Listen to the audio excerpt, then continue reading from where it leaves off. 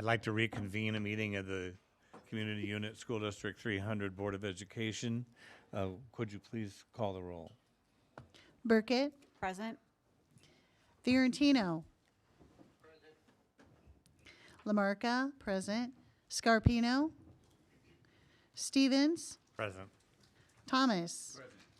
Zettler. Present. You have 6 board members present. Thank you. Good evening, everyone. On behalf of the Community Unit School District 300 Board of Education, I would like to thank you for being in attendance both virtually and in person for tonight's board meeting. At this time, we are reconvened and the attendance has been taken. And I would like to turn this over to Mrs. Harkin. Yes, I am pleased to invite Principal Pam Carlos to the podium and her students from Gulfview Elementary School to lead us in the pledge.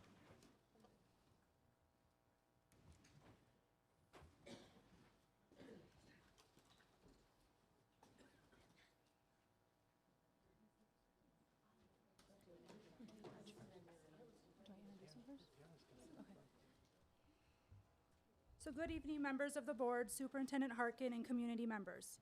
Tonight I have invited some of Gulfview's 5th grade students who represent our dual language program. Some of these students entered kindergarten as native English speakers, knowing no Spanish at all. Some of these students entered as native Spanish speakers, knowing no English. And some entered as simultaneous bilinguals, knowing both English and Spanish. Together, these students embody the goals of the dual language program by demonstrating their bilingualism, biliteracy skills, and are growing to become bicultural citizens. In discussing with the students why they feel the dual language program is important, they share together that being biliterate will help them in their future. A few of them would like to share what they are getting out of the dual language program here tonight. As we grow to become biliterate adults, we will be able to use our skills to support others in different languages in their future careers. Many people can speak 2 languages, but fewer people can understand, speak, and read and write in 2 languages. Dual language is helping us to be biliterate and will better give us further opportunities in the future for ourselves and to help others. Mientras crecemos para convertirnos en adultos bilingües, podremos usar nuestras habilidades para apoyar a otros en diferentes idiomas en sus futuras carreras. Muchas personas pueden hablar 2 idiomas, pero muy pocas personas pueden entender, hablar, leer y escribir en los idiomas. El lenguaje dual nos está ayudando a ser bilingües y nos brindará mejores oportunidades en el futuro para nosotros mismos y para ayudar a otros. We are smarter because we know 2 languages and can comprehend many different things. Our brains have to keep track of both languages at the same time in order to know when to use each language. Somos más inteligentes porque conocemos 2 idiomas y podemos comprender muchas cosas diferentes. Nuestro cerebro tiene que hacer un seguimiento de ambos idiomas al mismo tiempo en el que tenemos que saber cuándo usar cada idioma. As our dual language program continues to grow and strengthen, I am confident that our Gulfview students are growing to be model citizens for our District 300 community. And now if you could all rise and we'll say the pledge. Turn around. The flags. I pledge allegiance to the flag of the United States of America and to the republic for which it stands, one nation, under God, indivisible, with liberty and justice for all.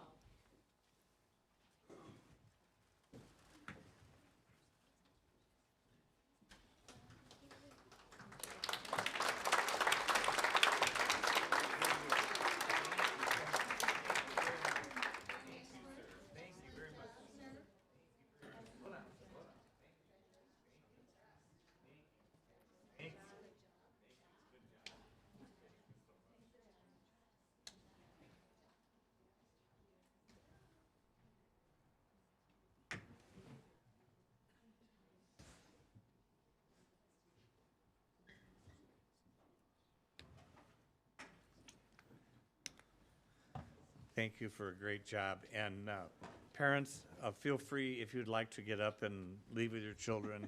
You don't have to sit here for the next 3 or 4 hours. Could I say something really Maybe quick? 2 hours, we're not sure, but feel free to do that. Joe, can I say something really quick? Gulfview is my adopted school, so it's great to see the kids here. And you guys are doing a fantastic job this year at school there. You guys are all working really hard. Your kids are working hard, and it's great to see it all going so well. So thank you so much for your commitment to the kids and the process and the schools, and we really, really appreciate it. So thanks for coming tonight, too.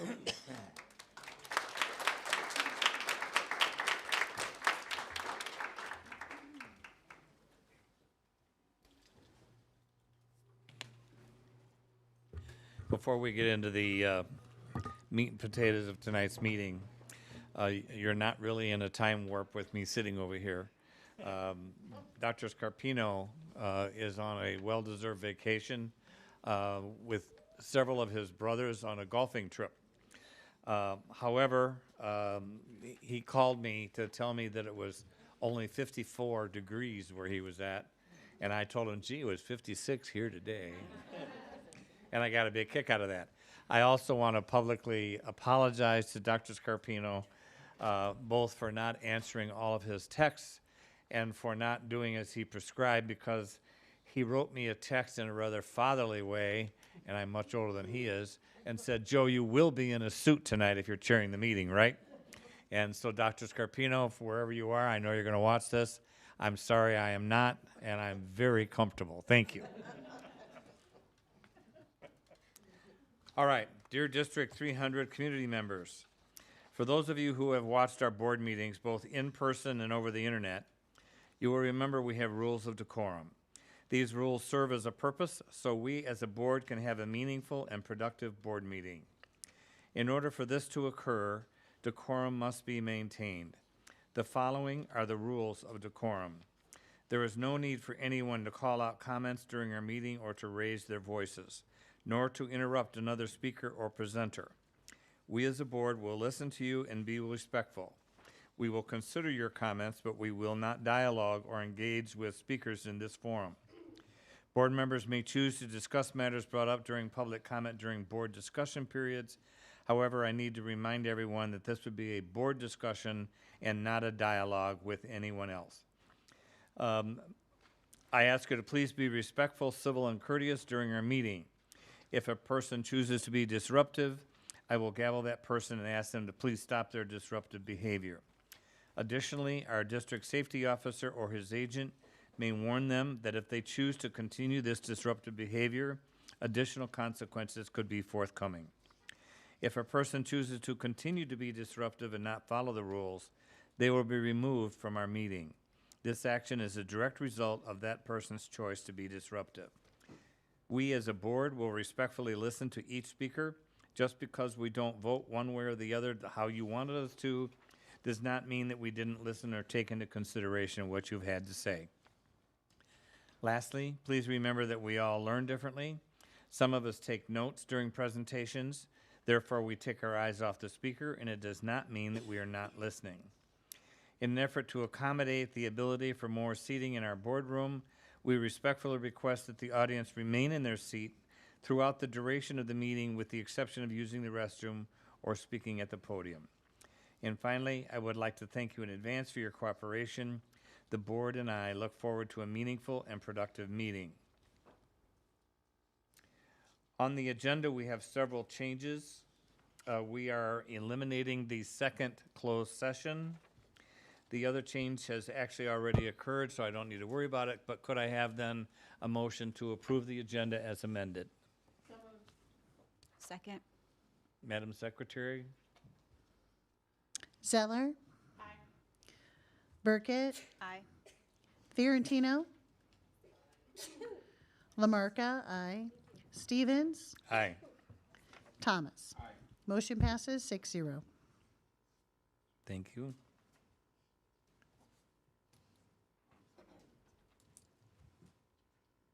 Superintendent Harkin, would you like to do number 7 before we proceed? Sure.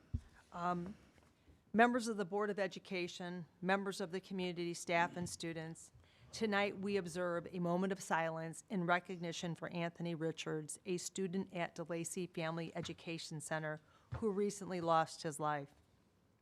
His teacher, Pam Mahoney, shared the following about Anthony.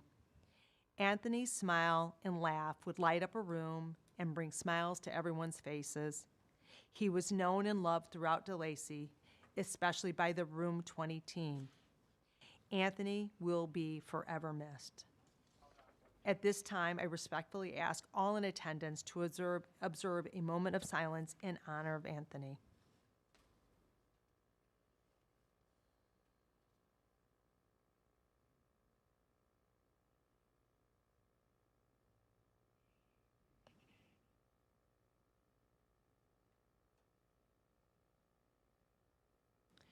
Thank you. Thank you, Dr. Harkin.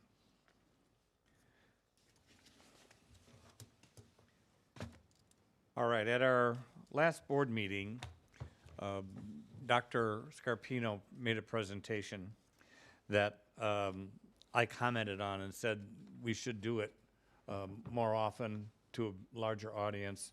And in fact, there have been several other presentations of this, very good news to different audiences, and we're going to make it here again tonight. As this is my 17th year on the board and my last year on the board, I wanted to take a moment and reflect on all that has been accomplished by our board and our staff. I am profoundly humbled personally to have been a part of what I'm going to share with you tonight. To set the stage for the comments tonight, I want to highlight that in 2023, Niche, an organization that provides ranking for K-12 school districts, named District 300 as one of the best school districts in Illinois. Think about that, the best school districts in Illinois, contrary to what you hear many places. The Niche rating, to give a historical context, in 2014, Niche ranks District 300 as the 136th district in Illinois.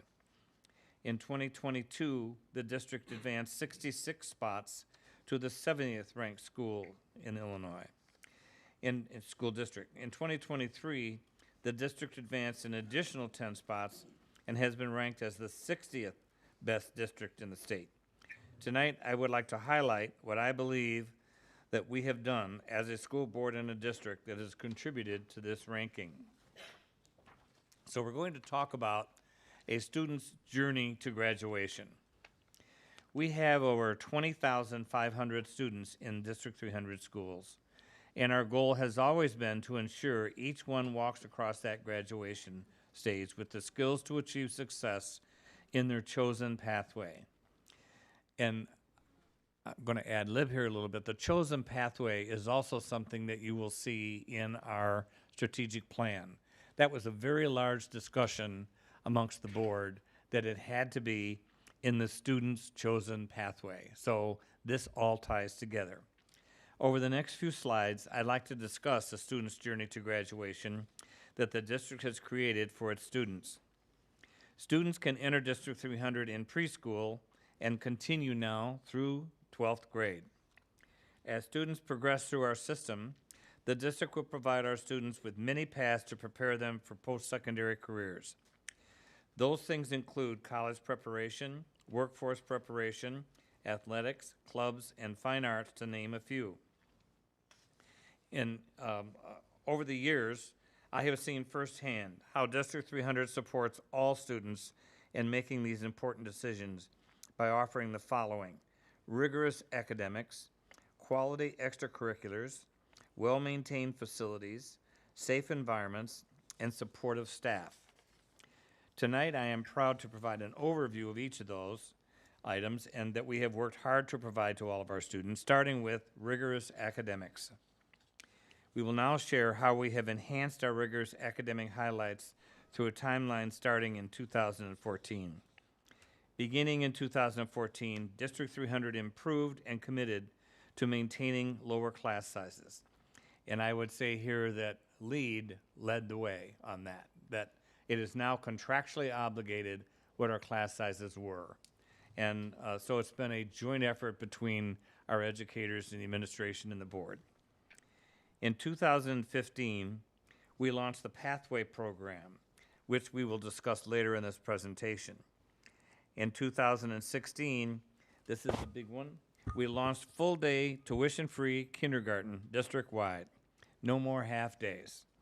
We provided Chromebooks to all students in kindergarten through the 12th grade. In 2016, we opened STEM and art labs in all elementary schools. It's hard for me to look back and recognize when I joined the board, we didn't have art in our schools, or music for that matter, in our elementary schools. In 2018, through one of our Pathway programs, 2 Hampshire high school students became the first high school students in Illinois to become American Welding Society certified. And as I recall, it was 2 females that did that. And they ended up walking out of school and getting jobs that were in the $75,000 and up range. That was a very proud moment for all of us. In 2019, District 300 students enrolled in our Accelerate College program and became our students' first seniors to simultaneously earn a high school diploma and an associate degree from Elgin Community College, tuition-free. A little ad lib here. Many of you may not know that if you remember a woman by the name of Monica Clark, who is famous for other reasons which I shall not go over, went to a National School Board conference, I believe it was in San Diego, and there was a booth there talking about this and became a large proponent for this that then caught fire with the administration, other board members, and it's really a wonderful thing. And it saves parents a lot of money, and their children can walk out of here and become a junior in a college. Eastview Elementary School is named a Blue Ribbon School by the United States Department of Education. Chicago Magazine names Algonquin Lakes, Eastview, and Newbert as the best public schools. In 2020, all 11 D300 preschool sites earned the Gold Circle of Quality Award from Accelerate Illinois. In 2022, United States News and World Report names all 3 district high schools as among the best high schools. In 2023, District 300 had 3 schools that were ranked as exemplary: Eastview, Gilbert's, and Newbert, and 21 ranked as commendable. District 300 is proud to have provided many academic resources for our students. These resources include adding first-time substitutes, instructional coaches, primary specialist teachers, academic tutors, and interventionalists. Additional SEL behavior resources, we have also added many SEL behavioral resources, including mental health counselors, behavioral therapists, counselors, and social workers.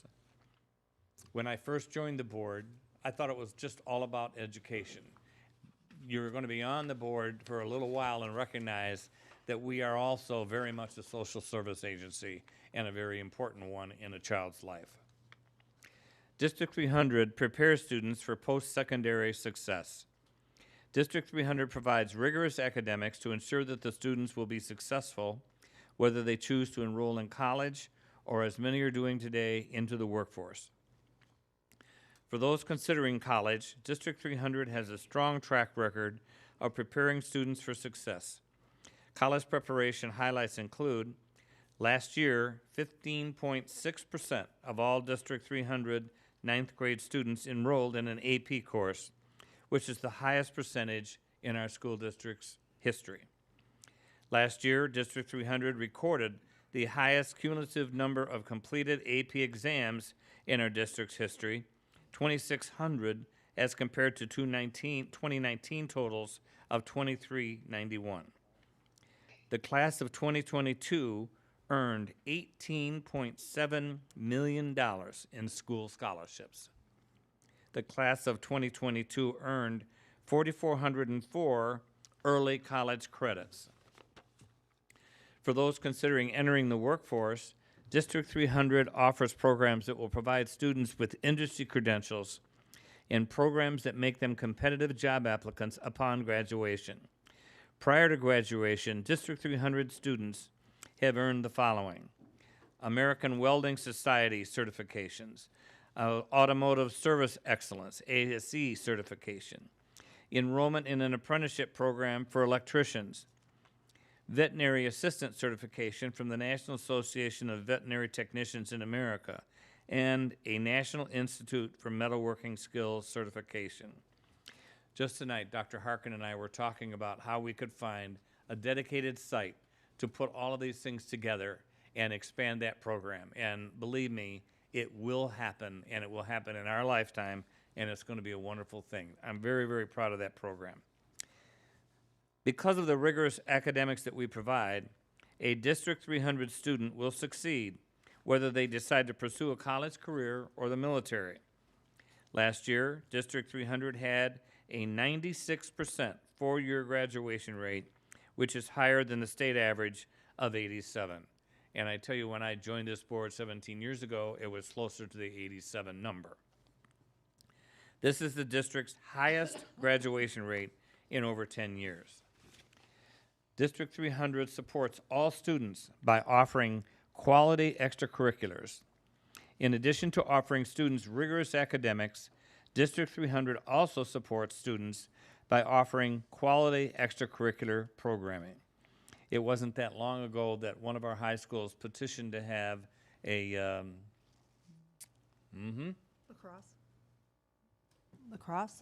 lacrosse team approved as an official sport of the high school.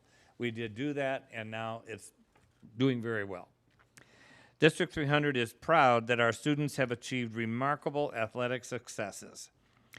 There are simply too many athletic successes for us to incorporate into this presentation. What we want to communicate, if your child is interested in athletics, they can succeed here in District 300. During the school year, we have many teams progress on to the regional or sectionals.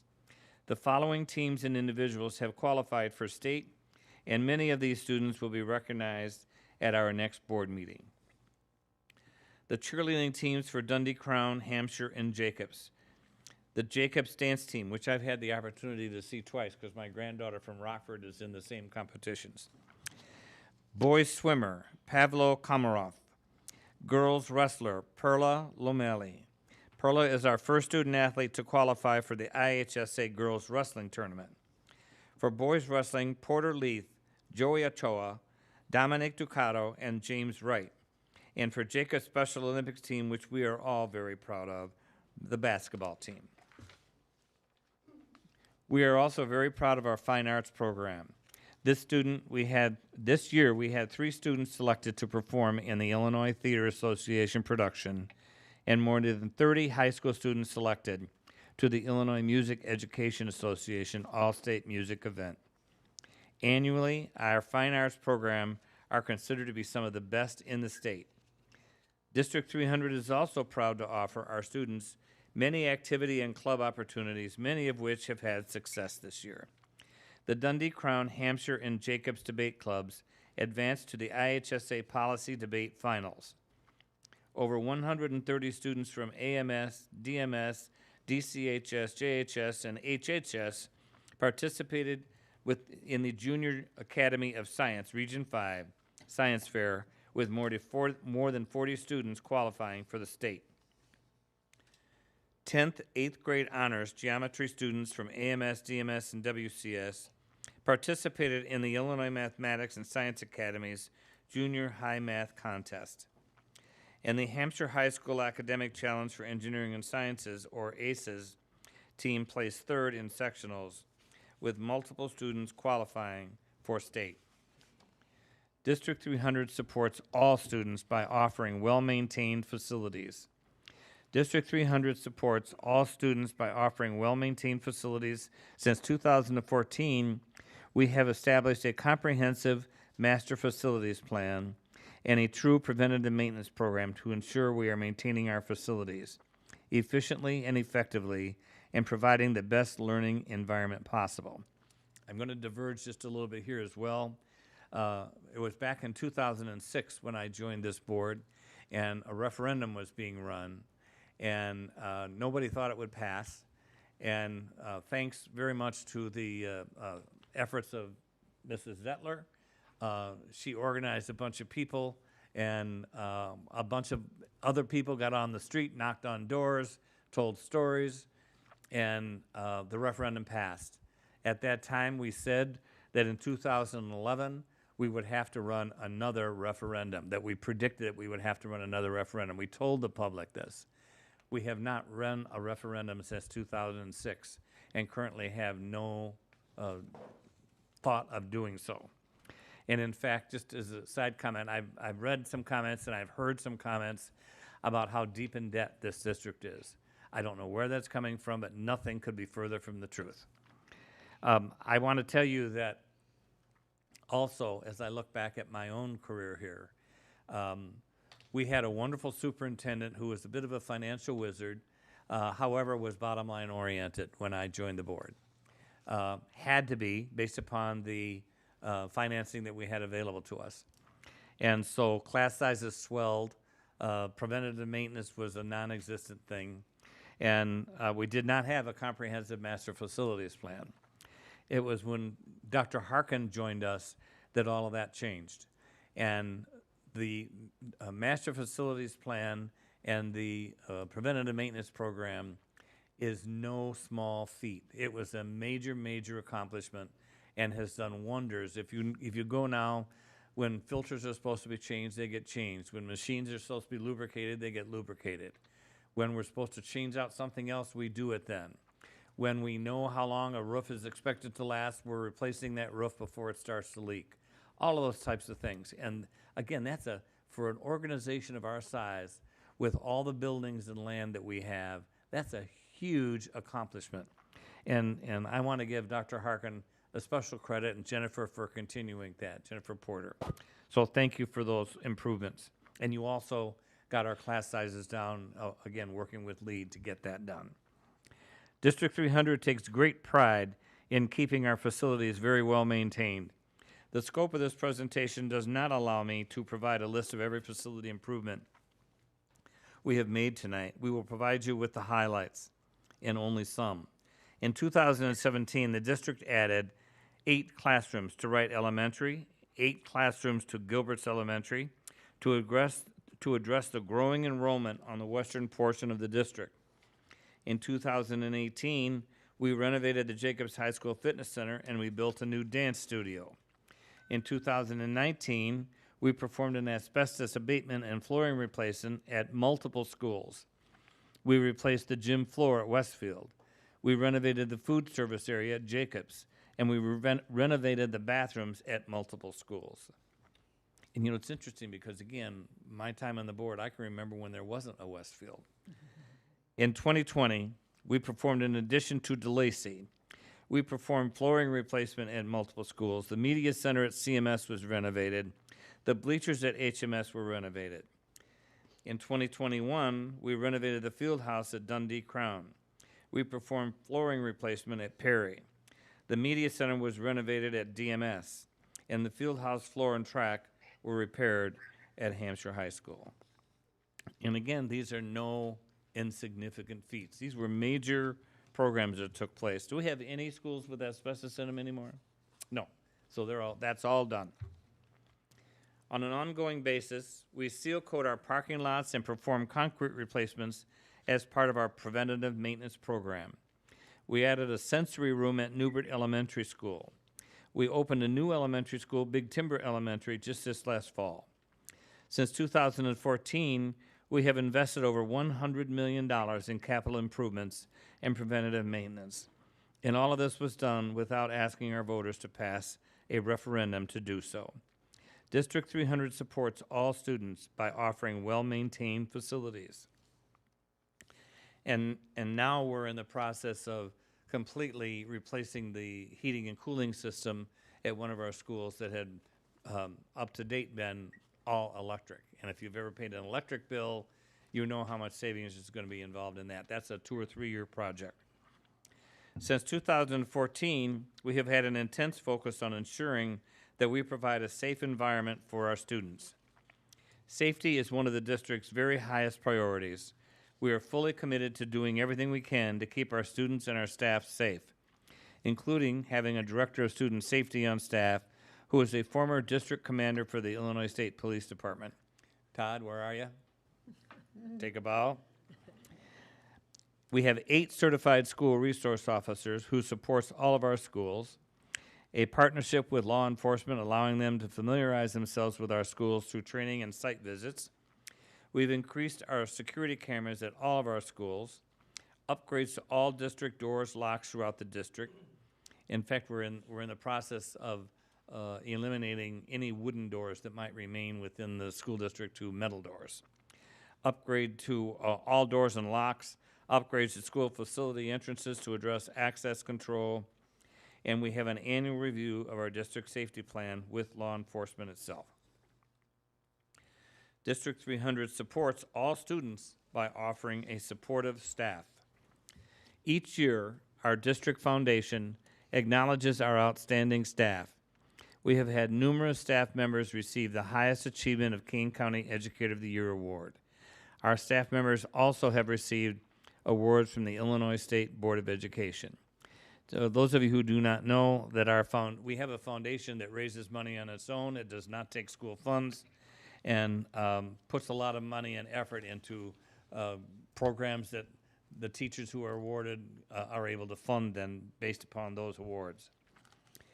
Even as recent as February of 23, the Daily Herald acknowledged Sarah Thomas for her work with students. Is Sarah here tonight?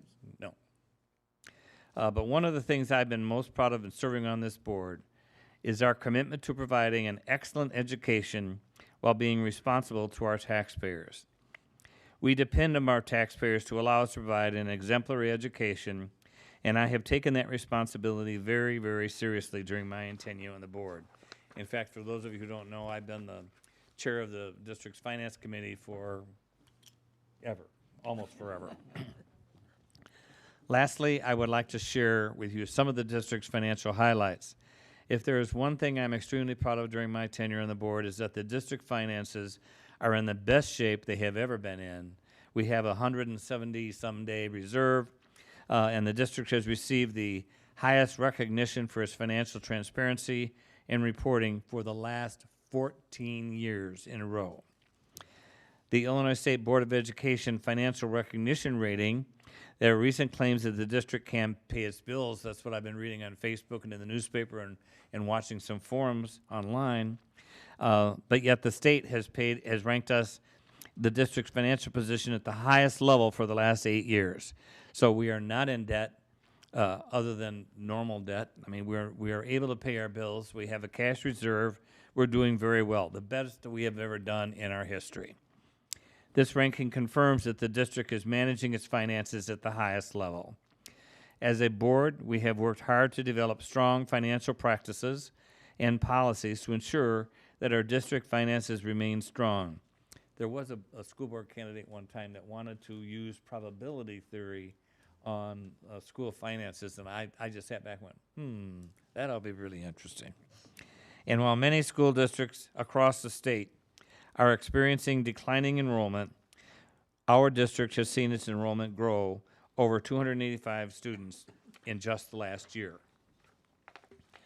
And while we have all of these great programs, outstanding student accomplishments, and strong financial practices, the district spends $2,000 less per student than the state average, less than the state average.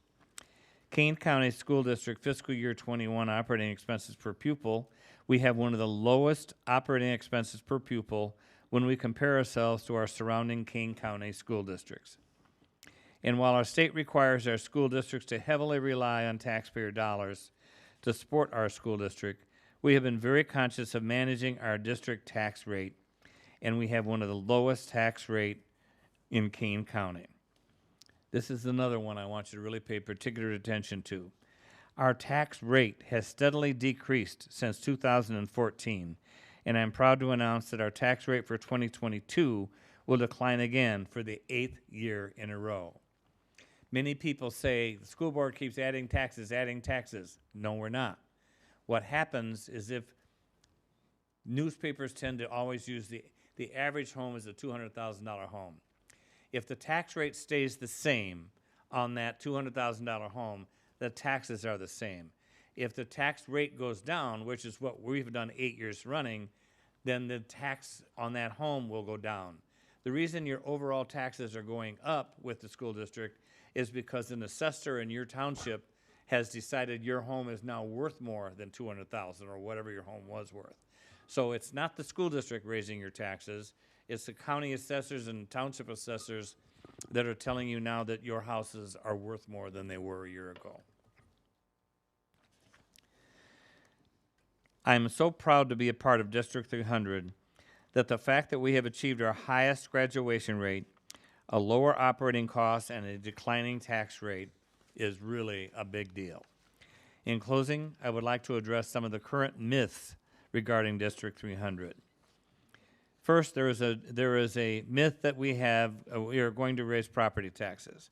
And again, the fact is the property tax rate has declined every year since 2014. Addressing myths about we cannot pay our bills. We've talked about that several times. It's just an erroneous fact that somebody is repeating. There is a myth that District 100 does not prepare our students for college or career success. The fact is that District 300 offers rigorous coursework and provides multiple pathways for our students to achieve post-secondary success. And there is a myth that District 300 students do not earn college scholarships. The fact is, District 300 students have earned $119.6 million in college scholarships since 2015. And those scholarships are not just handed out to everybody. They're handed out based upon some type of achievement, and that is also a very big deal and representative of the kind of school district we are. And while I am thrilled to be part of our rating to 160th to 6th, and I am proud to be part of our niche rating moving up from 136th to 60th. I firmly believe with continued strong leadership and board commitments to build upon these achievements, our newly adopted strategic plan will allow the district to provide an even better education to our students and will lead to even greater opportunities and successes for our students. Again, it has been a privilege for me to serve on this board, and I'm so proud of all that we have accomplished together. I will save my 2-hour presentation and Leslie's 1-hour presentation for our last meeting on a personal level. I'm sure it'll be at least an hour, right? Me too. I want you all to make sure you come prepared that night. When I look back, it's been an unbelievable run, and we have really accomplished some big things. And while there are many, many, many things that I'm going to miss, I am also ready to be at rest and fully retired. So I want to tell you that I think that this is a report to be proud of. I think you should be talking about it to your neighbors and friends. And when you look around, I think we've done a pretty damn good job, thanks to our administration and this board being supportive, and previous boards as well. Thank you. Yeah, thank you. See how I waited long enough so that you would all.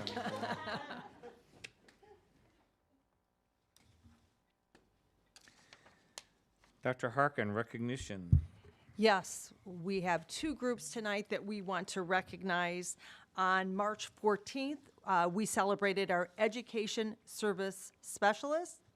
Our Education Services Specialists in District 300 are integral to ensuring our most at-risk students receive quality academic instruction and resources that fit their specific needs. They do this by providing support for students with individual education plans, 504s, social emotional learning concerns, and classroom discipline issues.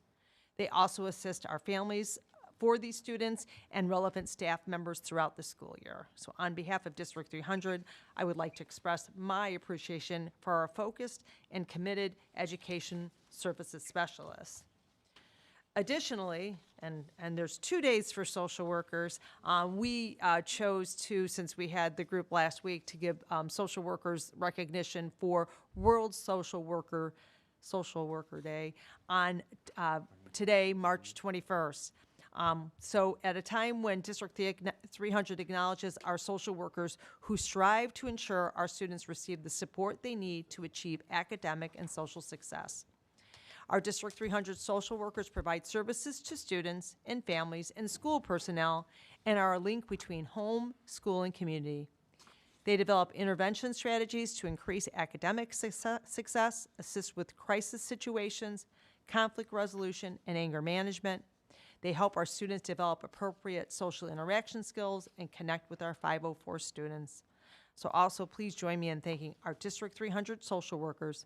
These are individuals who definitely make an impact on our students, their families, and our community on a daily basis. That's all for recognition. Thank you. We have had 2 people sign up for public participation. I will call each of you individually up to the podium. Please state your name and your relationship to the district and limit your comments to 3 minutes. Please note, each speaker has been provided with the guidelines for public participation. Minors need to be accompanied by their parents or guardians. The school board will consider your comments but will not dialogue or engage with your speaker at this forum. Questions raised, may be assigned to the superintendent or her staff for an answer. As appropriate, a member of the administration may reach out to the speaker to give them relevant information or to ask for additional information. This is done to make sure that the board has all the information needed to properly address that speaker's concern. Charges, complaints, or challenges against staff members of the school district will not be heard in open meetings and should be made in writing to the board and the superintendent. We also ask that speakers refrain from personally attacking district staff or members of the board, and student names are not to be given at this meeting. You can refer to a person as student, but you can't say what that student's name is. Please note that the Open Meetings Act provides any person to address the board under the adopted public participation policy. That being said, the board would like to advise that the public that we will not consider statements read during public participation that are not authored by the reader to be credible unless the board has previously received a statement in writing from the author. Additionally, the author should indicate that he or she has granted the public participant the authority to read a statement on his or her behalf. Pursuant to Board Policy 2.105, Ethics and Gift Ban on the Illinois Election Code, Section 9-25.1, district property resources cannot be used in connection with any prohibited political activity, including encouraging any elector to vote for or against any candidate or proposition. If a public participation participant chooses to violate this Illinois Election Code, Section 9-25.1, a warning will be issued and any subsequent violation will be submitted to the state's attorney's office for their review. We ask each participant to be respectful to all individuals who have signed up to speak and adhere to the allotted time limit. We also ask that speakers conduct themselves in a civil and courteous manner and refrain from trying to engage members of the board in a dialogue during public participation. Failure to abide by board time rules or those found out of order by the board may lead to exclusion from the meeting, to be fair to all participants. And pursuant to board policy, this evening's participants must limit their comments to 3 minutes. Also, I'd remind speakers that you are addressing the board, not the audience. Thank you for your understanding and cooperation. Our first speaker for 3 minutes is Nicole Peebles.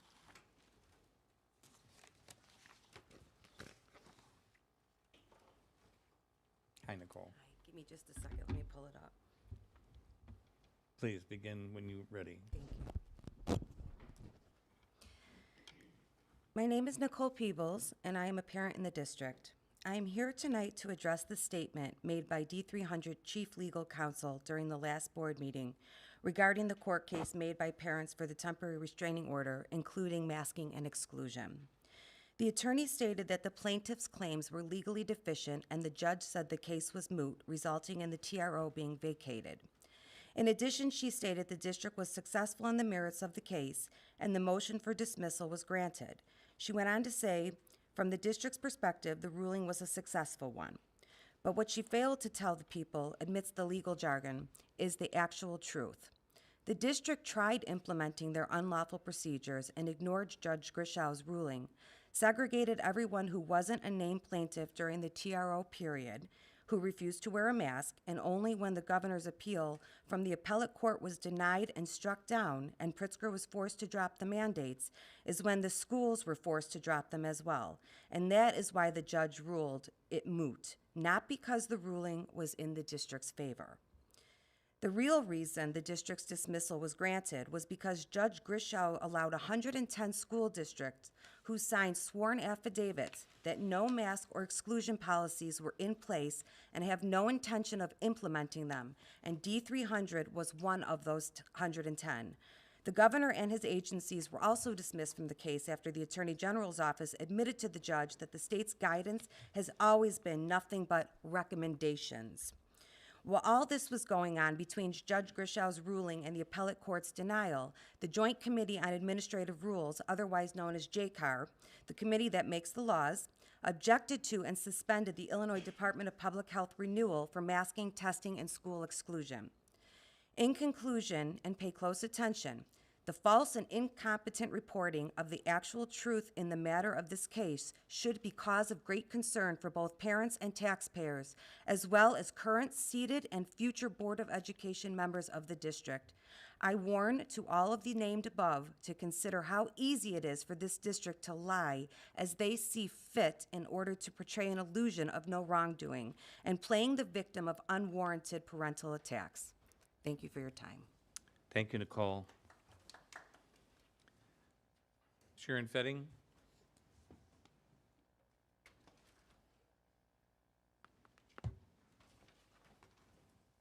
Start when you wish. My name is Sharon Fetting. I'm a parent with 2 kids here. I want to talk about what to do when discrimination occurs flyer, which was sent out to the elementary schools. If it was sent to the high school, I must have missed it. On this flyer, it says the principal will complete a Google form to document the discrimination. I asked our DEI director for a copy of the Google form. I wanted to see what was on it. He told me due to confidential information on the form, I cannot share it. I responded back, I just wanted the template, was not looking for anyone's information. 3 days later, I asked again.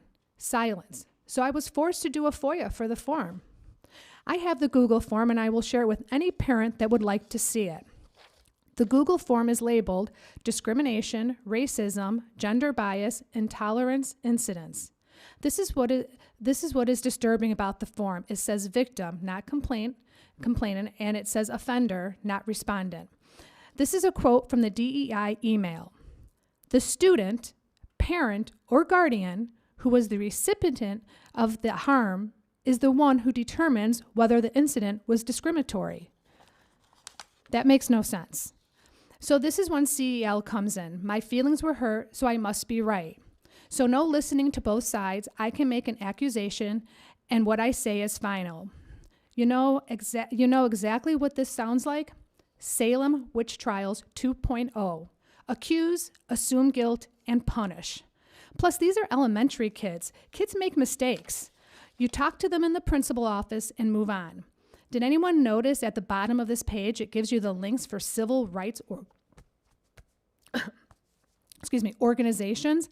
Why is that there? Is D300 suggesting parents to file a civil right complaint on an elementary kid?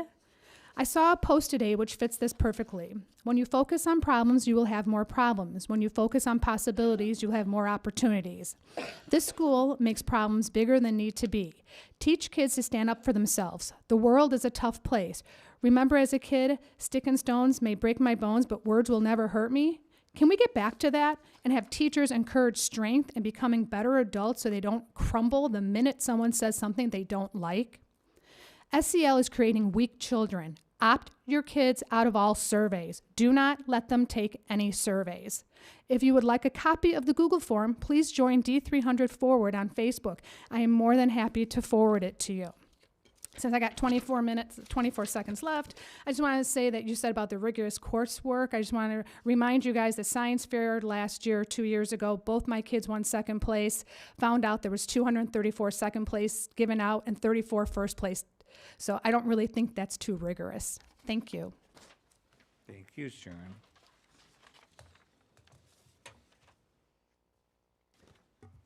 Board announcements, good news.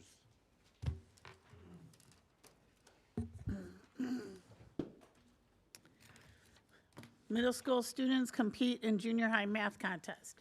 8th grade students from Algonquin Middle School, Dundee Middle School, and Westfield Community School have Mrs. Stephanie Rahimi for honors geometry recently participated in the Illinois Mathematics and Science Academy Junior High Math Contest in Aurora. Excuse me. The District 300 team placed first in the individual contest, third in the team contest, and third in the creative thinking contest. Participating in the event from District 300 were Kyle Gilligan, Shaida Hashmi, Zake Halakani, Milos Melanovic, Connor McCrate, Nathan Piershalski, Ethan Reed, Ayarav Shah, Jack Soto, and Broden Templin. District 300 congratulates all of the students who participated in the Illinois Mathematics and Science Academy Junior High Math Contest, and I apologize sincerely for butchering your names. Dundee Crown Auto Program receives new brake lays as part of enhancement effort. Dundee Crown High School recently received new brake lays, which are part of a broader effort to enhance the autos program at the school. District 300 is pursuing ASE accreditation, Automotive Service Excellence accreditation, for Dundee Crown, as well as college and career pathway endorsement from the Illinois State Board of Education. As part of that effort, the Dundee Crown Autos program received the new brakes lays as well as an alignment rack, balancer, and automotive scanning tools over the past year, with more equipment on the way. Dundee Crown Autos instructor Rav Lehigh said great strides about being made with the program. Noting Hunter Engineering Company and District 300 electricians were instrumental in getting the new brake lays up and running. Our students are going to benefit greatly from this, he said. District 300 congratulates Dundee Crown High School for continuing to enhance its auto program. KCT Credit Union presents check to D300 Foundation for Educational Excellence. Earlier this month, KCT Credit Union presented a check for $5,116 to the D300 Foundation for Educational Excellence. These funds were a result of KCT Affinity Visa Card Program, where a portion of every credit card sale or every transaction is donated to the foundation to enhance and extend education at the classroom level. D300 thanks KCT Credit Union and the D300 Foundation for continuing to run this program to support our schools. District 300 hosts Ed to Ed and Parapalooza. District 300 hosted its Ed to Ed and Parapalooza events earlier this month as part of an in-service day. Nearly 1,500 teachers, administrators, and paraprofessionals from the district participated in these events, which took place at Hampshire High School and Wright Elementary School, respectively.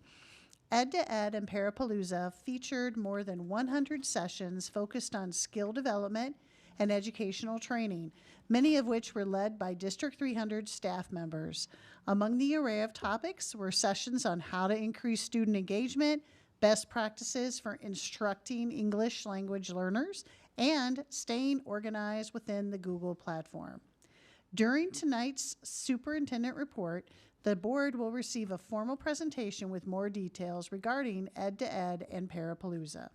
District 300 would like to thank Allison Kos, Director of Professional Development and Programs, for organizing Ed to Ed, and Alyssa Gilliland, Coordinator of Professional Development, for organizing Parapalooza. Additionally, District 300 thanks all of our staff members who participated in Ed to Ed and Parapalooza, including Superintendent Susan Harkin, who provided a keynote address at both events. Dr. Harkin? So I'd like to bring up to the podium Allison Koss and Alyssa Gilliland to give us a little overview of the programs that they put together. And it was an amazing day. Again, just really couldn't ask for, we had the snowstorm that was coming and we were really nervous that we were going to have to cancel after we put in all this work.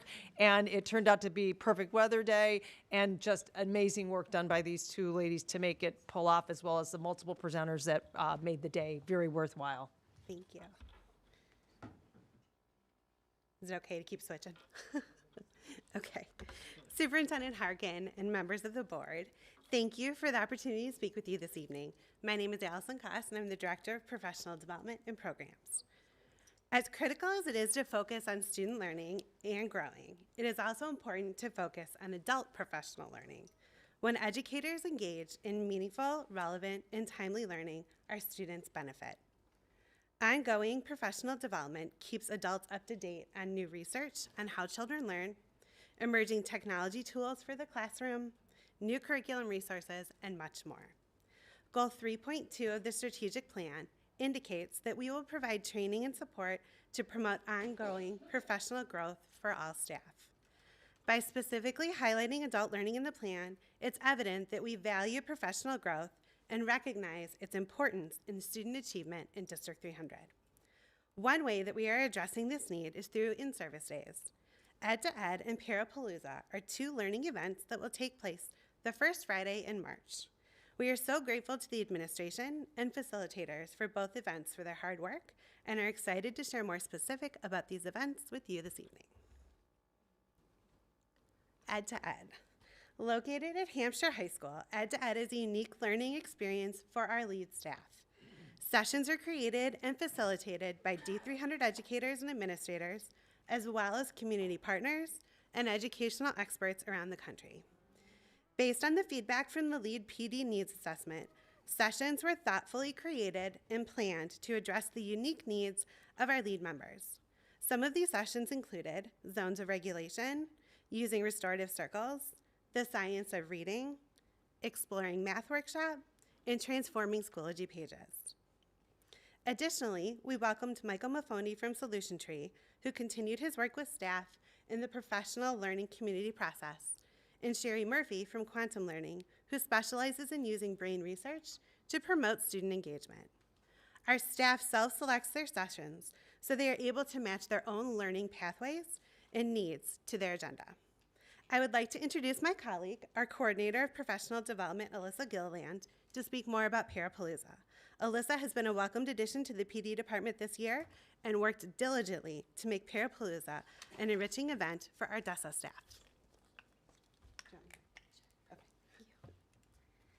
Good evening, Superintendent Harkin and members of the board.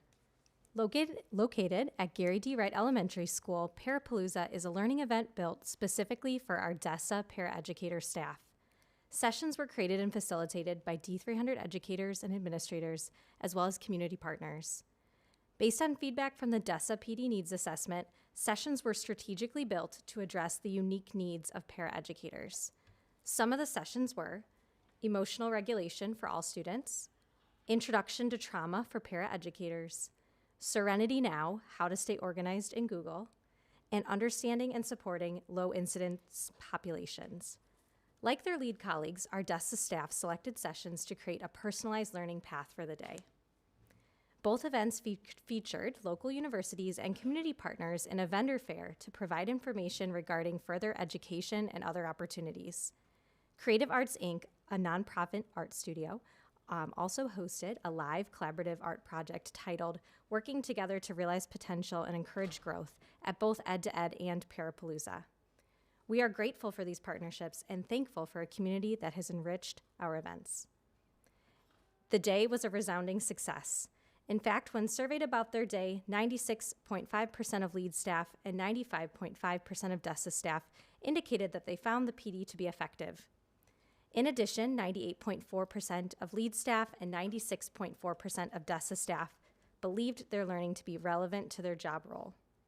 One participant indicated that this was the best and more useful PD I have ever attended in my 10 years in the district, while another staff member shared that they felt valued as an employee by attending this professional learning day. Thank you for your time this evening. We look forward to further opportunities to discuss professional learning with you, and we would be happy to answer any questions that you have. Board members, any questions, comments? Just thank you for all your hard work. It obviously is paying off, and it's really good to see. Thank you. Thank you. Thank you very much. Thank you. Great presentation. Thanks. All right, next up, I would like Dr. Jorge Almodovar to present on our grades 6 through 12 SLA and grades 9 through 12 French curriculum adoption.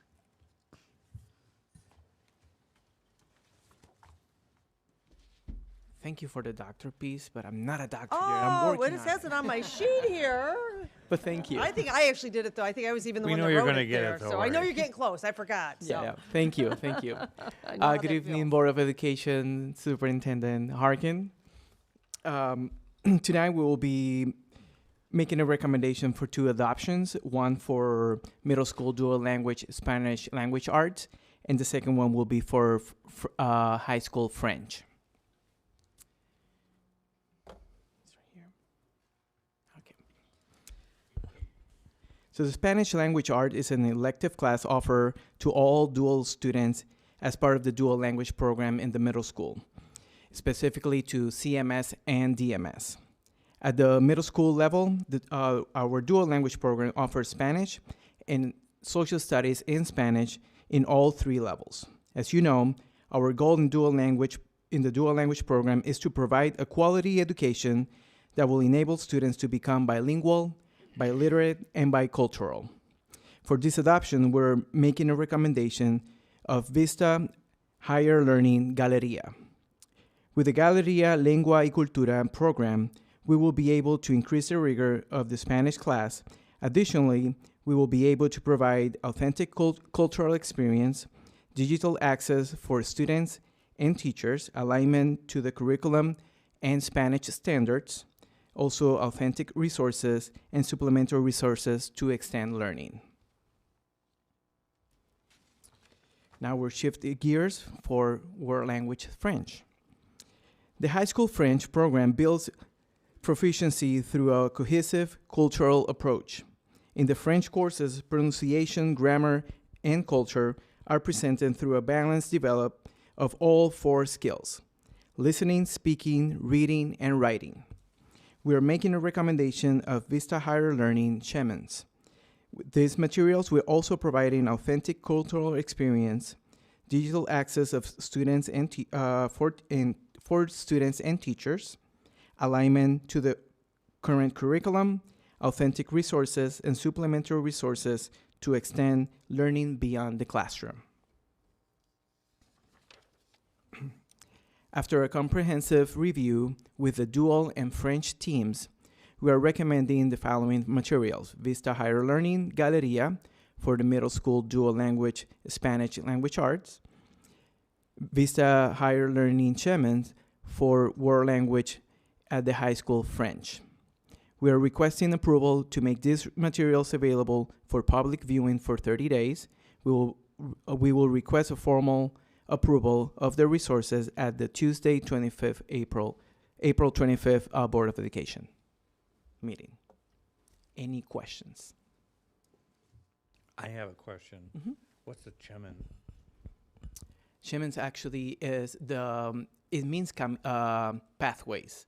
In French, it just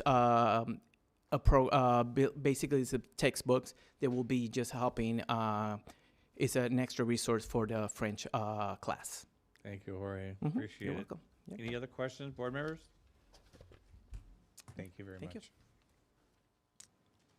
All right, so next up, we will be doing our last phase of our strategic plan update, and then after tonight, we will begin quarterly and periodic updates on how we're benchmarking on the metrics we'll be using to measure success on our strategic plan. And I think this dovetails very nicely as your presentation, Mr. Stevens indicated, what are going to be the next steps so that we can continue the great progress that we've made as a district. And I feel very confident that the team that's going to be up in front of you and that was up in front of you at the last board meeting, that where we're focusing our energies will achieve great success academically and on all fronts of what we believe you've shown us tonight are the things that we do very well in District 300. So at this time, I'd like to invite up to the podium, I believe it probably is Cara and Alberto first. I believe Anthony would be after that, and then Jennifer will bring it home for goal 5. So we're starting out with the two of you first. And you are not seeing double. That was Jorge. I'm Alberto. So good evening, students, board members, Dr. Harkin, staff, parents, families, and everybody who's watching us over the internet. It is my most distinct pleasure to introduce, and actually I want to say that the last board meeting, Dr. Smith set the bar extremely high for our presentations. I just hope to achieve just a smidget of what she did. She did an amazing job. So today we will focus on goals 3, 4, and 5 as Dr. Harkin introduced. So for goal number 3, tonight's presentation will focus on goals 3, 4, and 5 of the strategic plan and how to develop great staff, leaders, to engage all stakeholders and to use district resources equitably and efficiently. Through the presentation, you will hear the specific strategies that we will use to accomplish our goals, although this particular presentation will not focus exclusively on the 3 big rocks of collaboration, professional development, professional learning communities, and diversity, equity, and inclusion. Please know that all these 3 initiatives are built into the plans for these goals. I would like to say that our number 1 resource to support our academic programs are our leaders, our teachers, our support staff, who work with our 20,000 plus students on a day-to-day basis to provide the best educational programs available to us. And obviously, as you see today from the previous presentation from Mr. Almodovar, always enhancing curriculum, and that's our goal. I would like to summarize goal 3 with 3 words. We hire, we retain, and we train. That's how I would like to summarize it. So with that being said, our key priorities obviously are to develop and retain great staff. Our goal is to have the most highly qualified and diverse staff in front of our students, a staff that is representative of our student population, a staff that will foster amazing learning opportunities and will hold our students to the highest standards and push them to be the better version of themselves. Our goal is to make sure that District 300 is a destination district for teachers in the state of Illinois. And once we have great staff, we want to make sure that our staff continues to grow professionally through their career in District 300. It is our responsibility to make sure we provide focused professional development opportunities to a staff as they continue to grow and evolve in their pedagogical practices, and our students' achievements continue to improve as previously presented during this board meeting. Those are great achievements that we all should be very proud of. I myself pride myself in the pathway that I've taken in District 300. Once upon a time, when I had hair, I was placed in District 300 to do my student teaching. So I was very fortunate that through my teacher preparation program, I landed in District 300 at Dundee Crown High School. I was hired to be a bilingual and an ESL teacher at Dundee Crown High School. Through the professional development opportunities afforded to me and the district providing support, I was able to transition to an administrative role. I was a dean of students. I was an assistant principal, associate principal of operations at Dundee Crown for several years, and then I transitioned to the role of HR. I no longer work directly with students, but I work to make sure that we have the best staff available to students in front of them on a day-to-day basis. I utilize that story when I go to job fairs, because just the way those opportunities were provided to me once upon a time, we have those opportunities right now for our future teachers. So I do tell them, if you're looking for a district that is going to afford you those opportunities on a day-to-day basis, and you want to be a teacher right now, but eventually in your future you see yourself as a future leader, as a principal, as a division head, whatever it may be, District 300 is the place to be. This is where you want to be. And I can attest to that we have students, or actually teachers that we hire that have gone to other districts and eventually come back to us. And they say, you are correct, District 300 is the place to be. So, goal number 3 is a great opportunity for us to really have the best staff that we potentially can have. For goal 3, we have identified 3 priority tasks: attract, retain the best staff. Focus on identify opportunities to improve our staff morale, and develop a comprehensive professional development plan available to close to our 2,800 staff members. And that includes all support staff, whether it be clerical, whether it be custodial staff, administrators as well. Us as administrators can always continue to grow, and almost 1,700, right, Mr. Williamson? Where'd he go? He was supposed to be here, be my backup. 1,700 certified positions in District 300.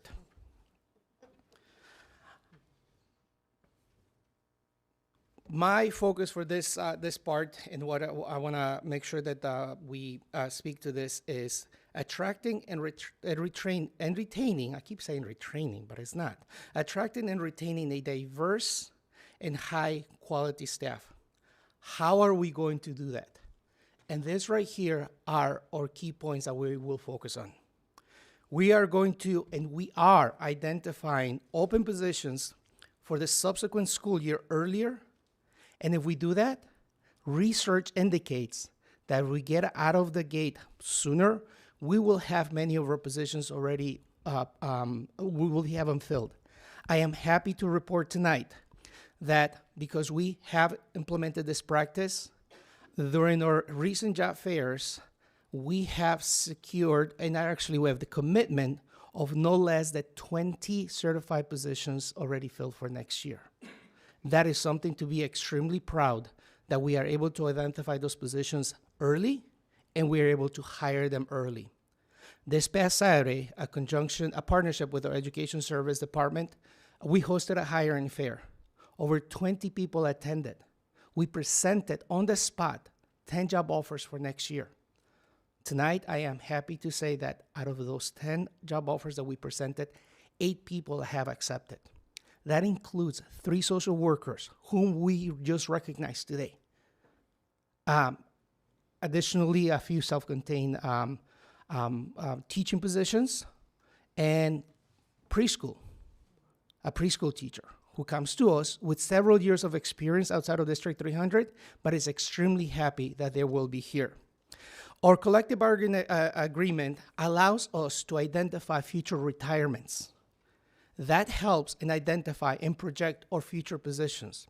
The sooner we identify the positions, we will be able to fill those positions. Via the evaluation process, we are also able to identify teachers who might not be the best fit in a particular position, and we're able to assess them in what would be a best place for them. Those therefore creating and identifying the open positions that we can fill. We also need to cast a wider net on our current college fairs. Once upon a time, the state of Illinois made it very difficult for out-of-state candidates to become certified in the state of Illinois. That is no longer the case. We need to attend job fairs in our neighboring districts, whether it be Indiana, Michigan, Wisconsin. Some of our students in District 300 do attend colleges in those states, and we need to make sure that we are able to get them back here. As well as targeting colleges and universities that have a high diverse student population. Very fortunately, not long ago, I had a pleasure of attending a job fair at the University of Illinois, Chicago, who has a very diverse student population. It was extremely that Mr. Harris was able to join us for a brief moment there, and the diversity in the candidates was amazing. We had candidates come to our table inquiring about District 300. Where is District 300? Which is something that I will speak a little more about that, because right now, not everybody knows where District 300 is. We're also going to make sure that we enhance our cultural proficiency. How are we going to do that? We are going to amend our job postings with statements that invite diverse candidates to apply. By articulating the expectations for our leaders, where they're able to advocate, cultivate core values that define the school's culture and stress the imperative of child-centered education, high expectations, and student support. We want our teachers and our leaders to make sure that they see that we are focusing on equity, inclusiveness, social justice, openness, caring, and trust, and continuous improvement. That we act with cultural competence and responsiveness to our interactions.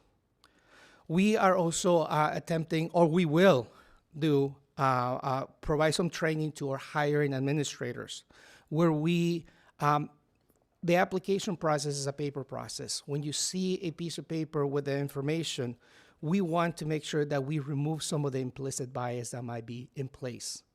Just because a candidate has a Spanish surname, a Sanchez, a Garcia, does not mean that they're going to automatically be targeted to be a dual language teacher. They could be an amazing chemistry teacher, a great musician, and we need to remove those implicit biases. We will provide professional development for our hiring administrators to make sure that some of those perceptions are removed. We need, as I said before, we need to make sure that District 300 becomes that go-to district, that desired district in District 3 and the state of Illinois. But we need to promote the great things that we are doing in District 300. Tonight's presentation is a great testament to what we are doing, and we need to utilize some of those resources to promote District 300 throughout the state of Illinois, not just tonight in this board meeting. We need to create research does indicate to us that if we do not have a presence on social media already, we need to. That's where we need to be active, because that's where our younger generation lives, and we need to attract that younger generation. We need to create promotional materials that are dynamic, that are attractive. Our recruitment materials are a first impression. We need to make sure that we highlight all the positive things that we're doing right now. We're gonna market our district as much as we can, whether it be through more diverse demographics, such as potentially looking at Spanish TV networks, radio station, print media, and promote the successes of our staff. Our teachers are our best recruiters, and they will help us get the best teachers into District 300. In addition, just to the conclusion of my part of the presentation, our partnerships on Growing Your Own. We have a partnership with Aurora University. We currently have 3 paraprofessionals who have a bachelor's degree, and through this partnership, they are securing a teaching endorsement. It's a 2-year program. Through their on-site work, they will be able to complete all the requirements that are needed. We are sending information to our teachers just this week in a partnership. If you're a general education teacher and you're interested in teaching special education, you will be able to complete an online program and attain that endorsement. So those partnerships with some of the universities are going to help us grow our own, as well as potentially, wish list, provide some incentive to some of our District 300 graduates and come back to District 300. Out of those people that have accepted a position for next year, I am extremely happy to say that 4 of them are former District 300 students. That's a great testament to what we're doing on a day-to-day basis. Thank you. So our KPI at the end of this is our main goal for the 23-24 school year, and this is self-reporting. Our goal, we cannot change the past. We cannot change the makeup of our teachers. We can only change the future. Our goal is to increase the diversity of our teaching staff to reflect what our students look like. That's a great goal that we have in front of us. And our goal right now Research does tell us don't shoot too high. Our goal right now is to have no less than at least 2% of our new hires self-identify as non-white, because we need the teachers to be representative of the students. And so far, from what we have at this point, I think we are very well on our way to achieving this goal. So thank you very much. Board members, any questions for Roberto? I don't have a question, but I love your passion, Roberto. This is going to get us there. Just you're alone. You know, everybody else can just stand down, and Roberto's going to pick us up and move us to where we need to be. No, it's great. It's great, and thank you so much for all the hard work you're doing. So thank you. Keep it up, please. Any other board members? Roberto, when did you join the district? Last century, 1998. 1998. Yes, sir. That's great. I don't think I've ever seen you quite so excited about a presentation. You do a really good job. In fact, Dr. Harkin, I think you ought to have him on the dais at least once a month. Exactly, I know. Yeah, you did a great job. Thank you. Absolutely, agree. Hi, Cara. Hi. That's big steps to follow here. Yes, and I'm not sure I can manage that, but I'll do my best. So obviously, once we actually attract staff, our next job is to retain them, because it is critical that staff stay with us and that the investment that we've placed in them continues. So with our partner EAB, research actually shares that in the context of education, because workforce in some areas is different than in education, 2 to 5 teachers actually cite that the reason that they stay in a job is because of the students. There are benefits, and research will say that financial investments and rewards in that area may actually help us attract people, but it is not the main reason why people stay. And so with this research, districts really are encouraged to consider ways to maximize teacher opportunities for advancement. You heard Roberto talk about how that's something that he shares in his story. Their feelings of belonging, implementing teacher feedback opportunities, optimizing their professional development, and addressing teacher morale. And hopefully what you're going to see in our key action items is that we're supporting that research. So our first key action item in terms of retaining diverse staff is to design and implement a professional support plan for our diverse new hires. Something specific. We recognize that every new hire comes to us with unique circumstances and different needs, and providing specific and differentiated supports, such as explicit connections with our inclusivity coaches, will be the goal of these new support plans. So once someone comes in, how do we best support them?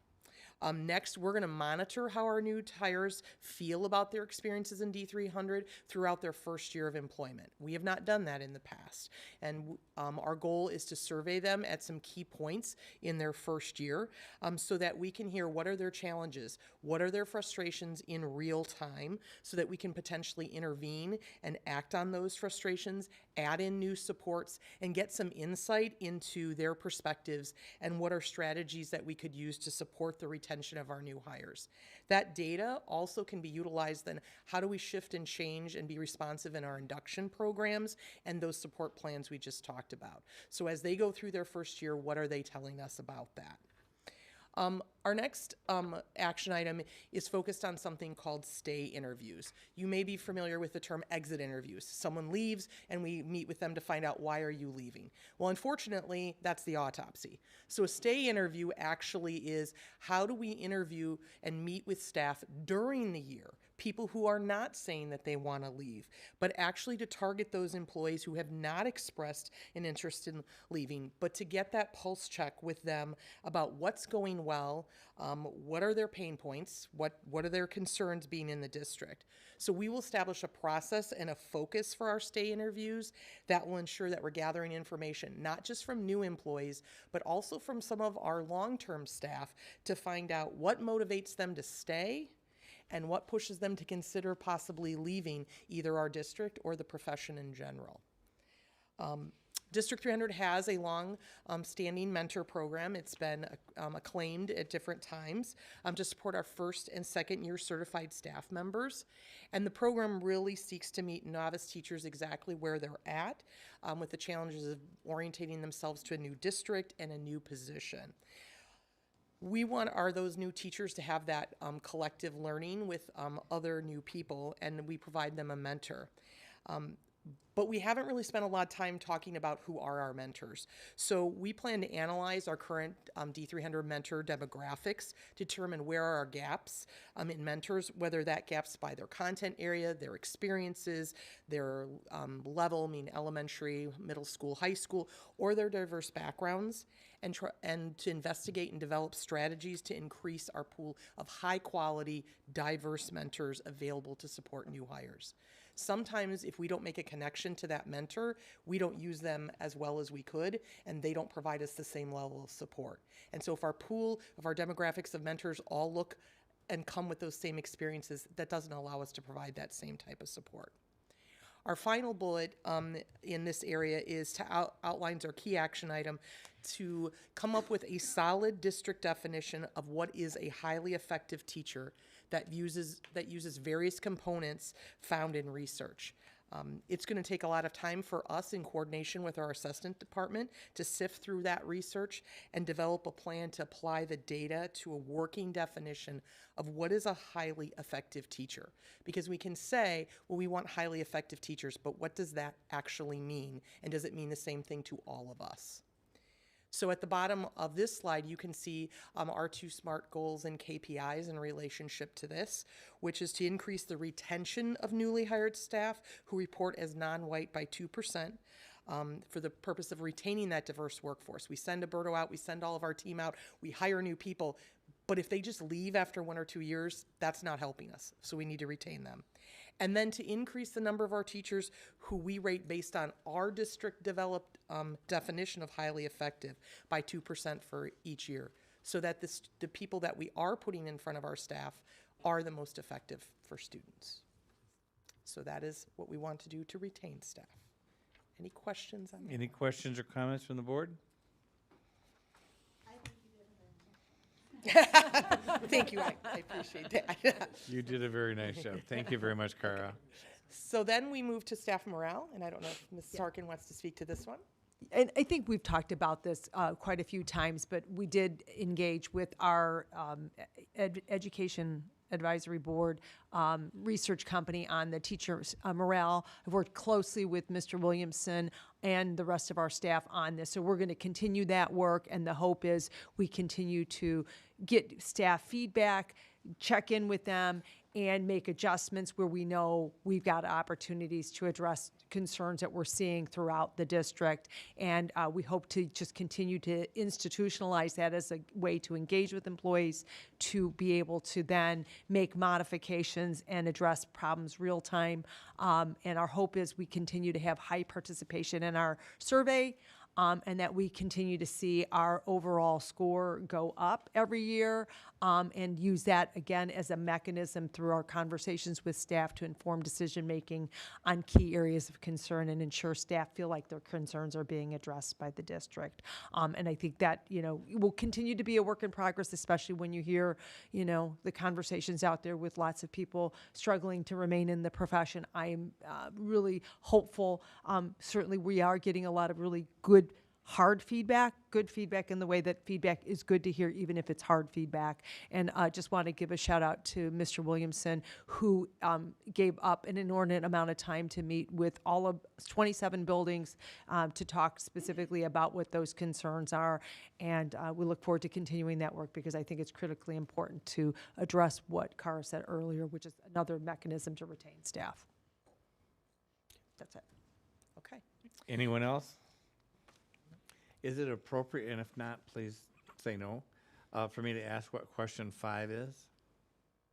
Oh, question 5, increased score. You know what? That actually, I believe, is on staff feeling secure. But you know what? Let me look it up, and I'll get back to you, because I'm thinking that's a different And question. then is a 0.1 improvement statistically significant? Yes, in this, because you're talking about a very small scale. It's a 4-point scale, so yes. Okay, our assessment thank you very department would much. say that. Thank you, Cara. Thank you. Anybody else? Last call. Okay, we Thank have you. one more key priority in Goal Okay, 3. that's good. We've got a lot in Keep Goal it 3 that rolling. we're going Doing a on. good job. So our last key priority is in the area of professional development. You got to hear a little bit about that with Ed to Ed and Parapalooza. We are looking at a wide variety of research in professional development, including EAB. Learning Forward is actually the organization dedicated to professional development. Hanover Research does a lot with that, along with the Learning Policy Institute. So our key priority in 3C focuses on developing a comprehensive professional development plan. When you look at research, and our partner EAB identifies 6 important characteristics of effective professional development: content focused, fosters collaboration, integrates active learning, uses modeling, provides coaching and feedback, and is for a sustained duration. And these characteristics are driving the action plans that you see on the screen. So one key step that we feel ensuring our professional learning opportunities are comprehensive is to align them to the existing frameworks that our staff already are working with. In this case, specifically the Danielson framework, our strategic plan, and the standards for professional learning. The standards professional learning are national guidelines that identify what are the key indicators and promote effective professional development. And we feel by aligning activities to these structures, staff will be able to use the feedback they receive in the evaluation process to identify what are learning opportunities that will support their growth in their instructional practices and how those connect with the strategic plan. Because one of the goals of our strategic plan obviously is for everyone in our district to understand how they connect to that. And so by aligning those structures, that is a first step. We also feel like we need to have a better understanding of the needs of our staff. We all may be able to identify what are things we think staff need, but what do they feel that they need? So we will be creating and implementing a yearly staff professional development needs assessment to inform all of our future planning and to reflect on the effectiveness of what we are offering. And as you could see, that was one of the data pieces that we included for Parapalooza and EdTed. What are our staff saying at the end of it? Because immense work is put into it, but if they don't find value in it or relevance, then we aren't hitting our target. So by having staff complete the needs assessment in the spring, we're looking at targeting April this year, we'll have the opportunity to share that data with all of our building leaders early in their planning as they're preparing their professional learning activities, and we can use that at the district level as we're designing and implementing targeted activities and all the different PD structures that will be in that comprehensive plan. We also are currently participating in the development of the Educational Return on Investment, or EROI, process to analyze the academic return of investment for professional development. I'm not going to go into a lot of detail on that because I know that that's going to be discussed in Goal 5, but this is a key part of our plan. And the information that's gleaned through this process will be utilized to determine what are our focus areas for refinement, for growth, or for changes in the district-wide professional development to ensure, one, that we're fiscally responsible, and two, that it's really having a positive impact on learning. Our next bullet focuses on the development of a comprehensive professional development team. We know that the voice of our employees actually matters in terms of how impactful professional development is. So we will be collaborating with representatives from each of the employee groups to solicit their feedback and perspective as we create this larger comprehensive professional development plan and then the catalog of activities that should exist. And for professional development to be effective based on the research we talked about, it has to be content focused and relevant to each job role. So we have many specialized positions in the district, and our goal is to provide specialized professional development structures and activities as much as possible. And we know at some points that's not the goal, but we need to increase that, even though it's complex at times.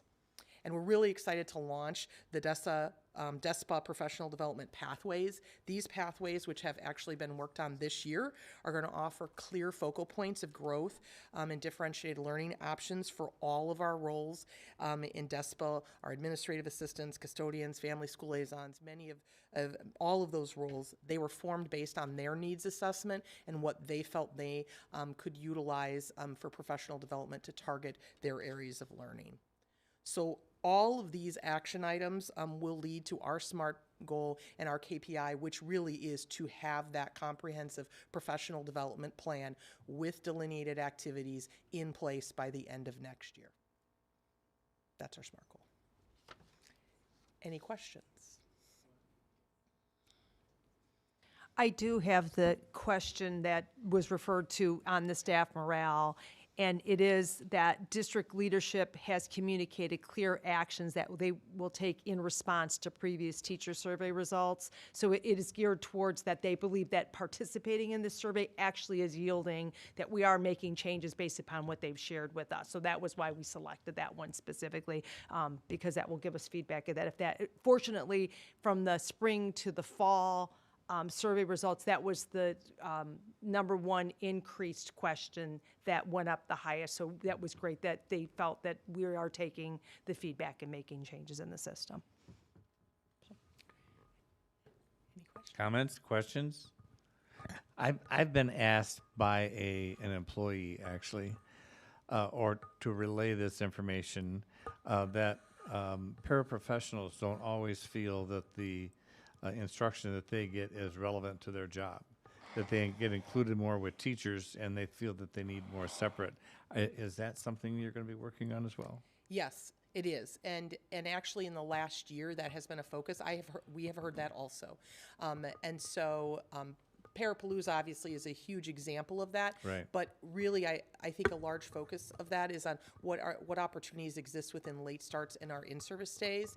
And so it is critical. There are times that the learning that is ongoing for certified staff really does align well for our non-certified staff, our paraeducators, sure that's true. but not always. And so it is a goal to continue to help not only at the building level, our principals consider with the resources they have, how do they differentiate that, and then how do we at the district level support that. And at times it's important that we actually provide the professional development if at a building, maybe not, not all our buildings have as many administrators. So if I'm at an elementary, a two-person elementary, to provide all that differentiated professional development is more challenging with 2 leaders than maybe in a building with 6 or 7. So there are logistical challenges that we need to be able to support for that to be able to happen. But are they included as far as what they feel they need? Yes, they are included in both the PD needs assessment and as we work to develop the comprehensive professional development plan, that DESA, DESPA, LEAD, all of those groups will be involved. Okay. Do you have more, Cara? No, I do not. Okay. Well, thank you. Thank you both very much. I appreciate it. I'm sure the board appreciates it. Great presentation. And just another look how we have a strategic plan that does not gather dust on a shelf, but is a live, living document that we report on, and this is great stuff. Thank you. All right, so I think, Anthony, you're up next for goal 4.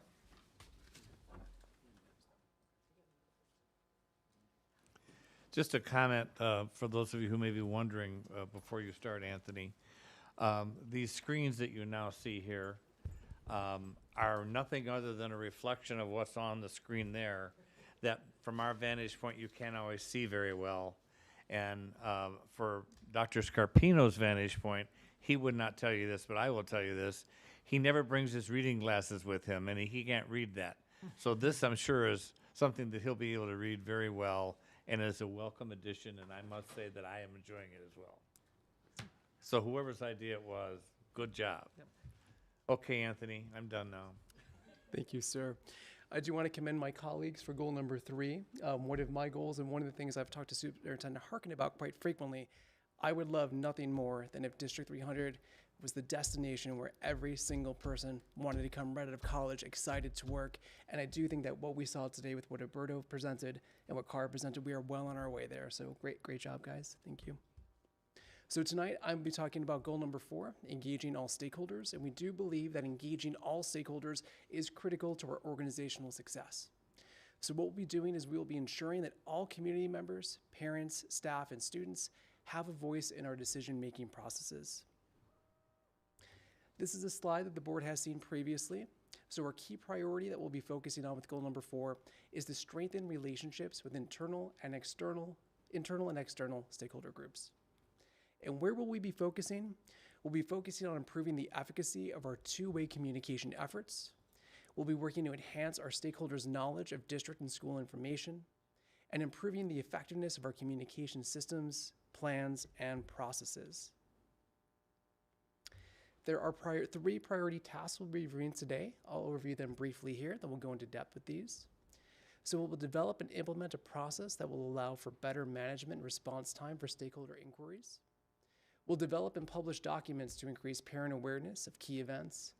And we'll develop and publish documents to increase parent key events, processes, and terminology. So my goal is to talk about the action steps for the priority tasks that are represented in these next slides. I'll discuss some of the strategies that we'll be engaging through in our action plans and the research behind these strategies, the SMART goals, and the key performance indicators that we will use to measure our performance. We're going to start with a review of key priority 4A, which is improve the management and response time for stakeholder inquiries. Research conducted by EAB regarding strategies to engage parents and guardians at school districts states, effective parent engagement strategies consistently involve parents' input and share decision-making power across the parent-district partnership. In addition, their research states that a major component of positive communication in the school district is when parents feel comfortable sharing their perspectives and knowledge with staff. We know that there can be a fundamental issue that serves as a barrier here, and that is that at times a parent simply may not know who to contact. And if a parent has a question about something critical, or if they would like to provide feedback on something that is important to them, our goal is to make sure that we are able to receive and respond to that message in a timely manner. And if a parent doesn't know who to contact, that could result in the parent not providing that message or that perspective to us at all. Or perhaps they send it to the incorrect staff member or the staff member who is not best suited to receive and respond to that particular information. So in order to address this, we're looking to improve the management and response time for our stakeholder inquiries through launching a stakeholder feedback platform. What we'll be doing is we will be establishing communication standards to clarify district expectations for staff and response stakeholder messages. We'll be conducting training for staff so we can determine how long, what is an appropriate time for staff to be able to provide a response back to our parents. And we're going to develop a protocol to ensure that it is in alignment with our existing parent communication guidelines. So the district has previously created a parent communication guideline document, and this is sometimes referred to as our chain of command document. And these guidelines have been communicated to our parents as a way to ensure effective communication throughout our district. Our goal in launching this feedback platform is to enhance those guidelines. What we don't want to do is design two disparate systems, and we don't want to establish different expectations for parent communications. We want a singular, cohesive process that is intuitive and easy for all stakeholders to use. Our SMART goal and our KPI for this process is by the end of the 2023-24 school year, we hope to increase the percentage of stakeholders who receive a response from our central office staff in 48 hours by 10%. And we hope to increase the stakeholder satisfaction communication rate by 0.5 for the purpose of building and maintaining effective two-way communication practices to inform decision-making. And just for reference, one of the things specifically we'll be looking to do is some staff members, when we're sending out these messages and responses, there'll be a satisfaction score at the bottom. So a parent will be able to determine, did the response satisfy what your expectation was, and you'll be able to provide a score. We can monitor the expectations and the responses in real time.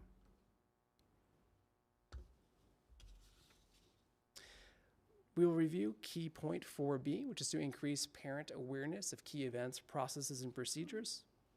And we'll aim to do so by developing a district communication plan. In their research, EAB defines the scope of a communication plan, and in doing so, they state, the goal of a formal communication plan for a school district is to ensure the cohesive, effective messaging for all parts of a district to its community and its stakeholders. By constructing a research-driven communication plan, our aim will be to align our district's communication goals with our overall strategic plan priorities. So in order to do this, we'll be developing a district-wide communication plan. We're going to develop an inventory of key processes, procedures, events, programming. We're going to identify the target audience for each of those and gather stakeholder feedback to determine their communication preferences and expectations. So what does that mean? That means that we want to ensure that every parent, and for that matter, every student, can know when to expect to learn about an important item. And if they would like to take action on those items, we want to be sure that each knows how to do that. So specifically, When would a parent enroll their child for preschool? When should a parent complete online registration? Does a parent know all the documents that they need to provide in order to start registration on the first day of school? If a student would like to enroll in the Pathways program, which we saw earlier tonight, those are the programs that allow our students to earn industry certifications. How would a parent and student learn about the different Pathways programs? How are they exposed to those, and at what age should they learn about them? If a student would like to enter our Accelerate College program, and that's the program where a student can earn an associate's degree, at what age should those parents learn about that? And if they want to enroll, how do they take action? So our goal is to make sure that all parents at all grade levels know specifically when these events occur, how they can take action on them. Our SMART goal and KPIs for this particular goal: by the end of the 2023-24 school year, we will publish a document for the purpose of improving the effectiveness of communication with our parents and guardians, and will increase the 5E parent involvement in school performance indicator by 2 points. We'll also develop and publish a resource that captures the key event for each grade level and each school year for the purpose of enhancing stakeholder knowledge and district information.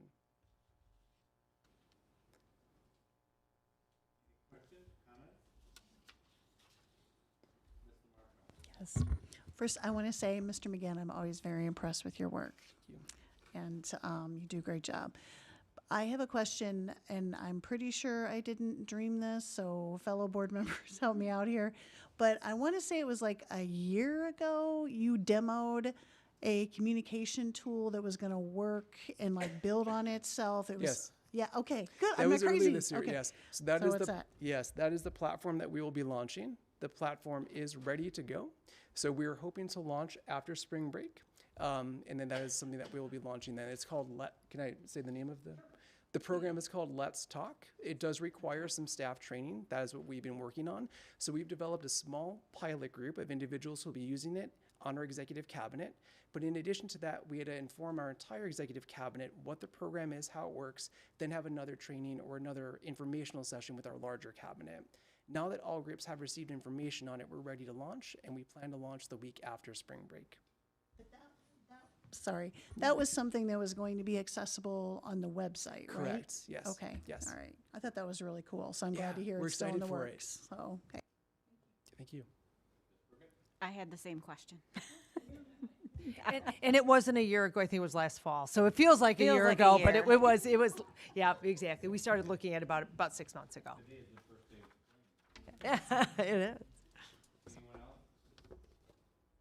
Thank you. No problem, sir. Thank you. All right, and last but not least, we'll have Ms. Porter come up and talk about Goal 5. Thank you. Good evening, everyone. I'm last but not least, yes. You will get to finish the superintendent's report with me tonight. I think you're a little biased.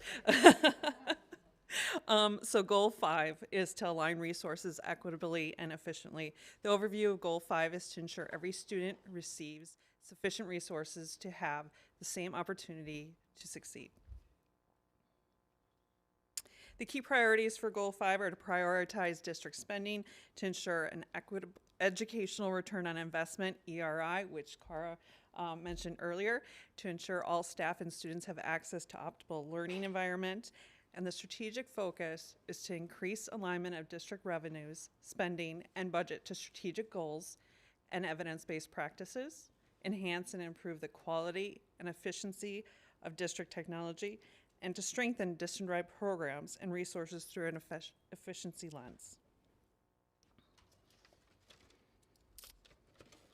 As we look at as outlined in this slide, my intent tonight is to share our action plans, the research behind some of our strategies, and the SMART goal and key performance indicators, otherwise known as KPIs, that we will use to measure our performance. As we look at our first key priority, we have already started on some of our action items, which will continue in the upcoming school year. Bullet 1 is to build a deep understanding of the EROI within the district leadership, and that's educational return on investment. That is a term that we've coined in District 300. We have a team that is currently enrolled in the Academic Return on Investment, AROI, Institute conducted by the District Management Group, DM Group. The institute is designed to build and facilitate the district's capacity to think with an academic return on investment lens and to conduct analysis. Thanks. This institute consists of both the DM group work sessions and supports as well as district-based work time. The focus of our work during this institute is on the educational return on investment of the professional development that we provide. We will analyze professional development activities under 3 critical lenses. Is an initiative working? For which students is it working? And finally, at what cost? I will tell you that this is something I am so excited about doing. Dr. Harkin and I are always, I think, giggling about this. The framework that we build through this institute will provide the necessary structure to evaluate initiatives using those 3 critical lenses. When we complete the institute, we will have a process that we will establish to evaluate initiatives and their value. By the end of the 23-24 school year, we will develop an EROI process and recommend outcome to maximize district-wide professional development for the purpose of increasing alignment of district spending to strategic goals and evidence-based practices for the district's professional development offerings. Are there any questions regarding that slide?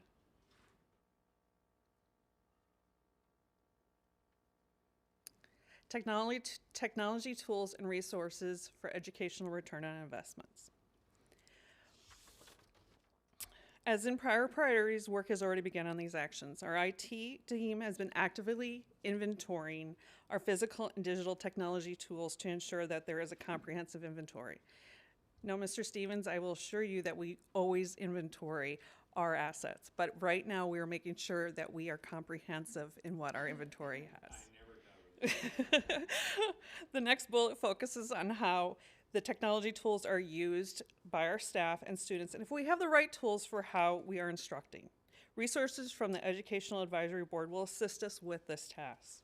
We will analyze how technology is impacting student outcomes and utilize research-based methods to provide recommendations to assist with increasing those outcomes.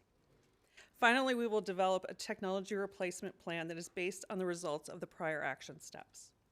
By the end of the 23-24 school year, we will develop an educational return on investment process and recommended outcomes to enhance and improve the effectiveness of technology tools and resources to improve the usage of technology for academic outcomes and operational efficiency.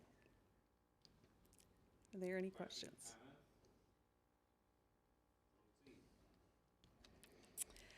Finally, our third key priority is updating of our district master facility plan. As many of you are aware, we are in the process of evaluating proposals from our architects to determine which firm will assist us moving forward with the first key action that is listed here, which is completing the facility assessment, completing an educational assessment, completing a safety assessment, and also a mechanical evaluation. It's time for an update as our current plan was developed in 2017, and although annually reviewed, we need a comprehensive plan to meet the district's enrollment and academic needs now and for the near future. We also develop a building utilization plan. We also annually review our enrollment projections, and as we continue to have increased development on the west side of the district, we need to be mindful of how we utilize our facilities and if we need modifications, or should we need additions, or if a new school is added. The development of the master facility plan will encompass all of these items. Developing and prioritizing a funding plan to execute the master facility plan will be vital. It will include prioritizing of the projects, and we will have a 5-year budget for funding those priorities.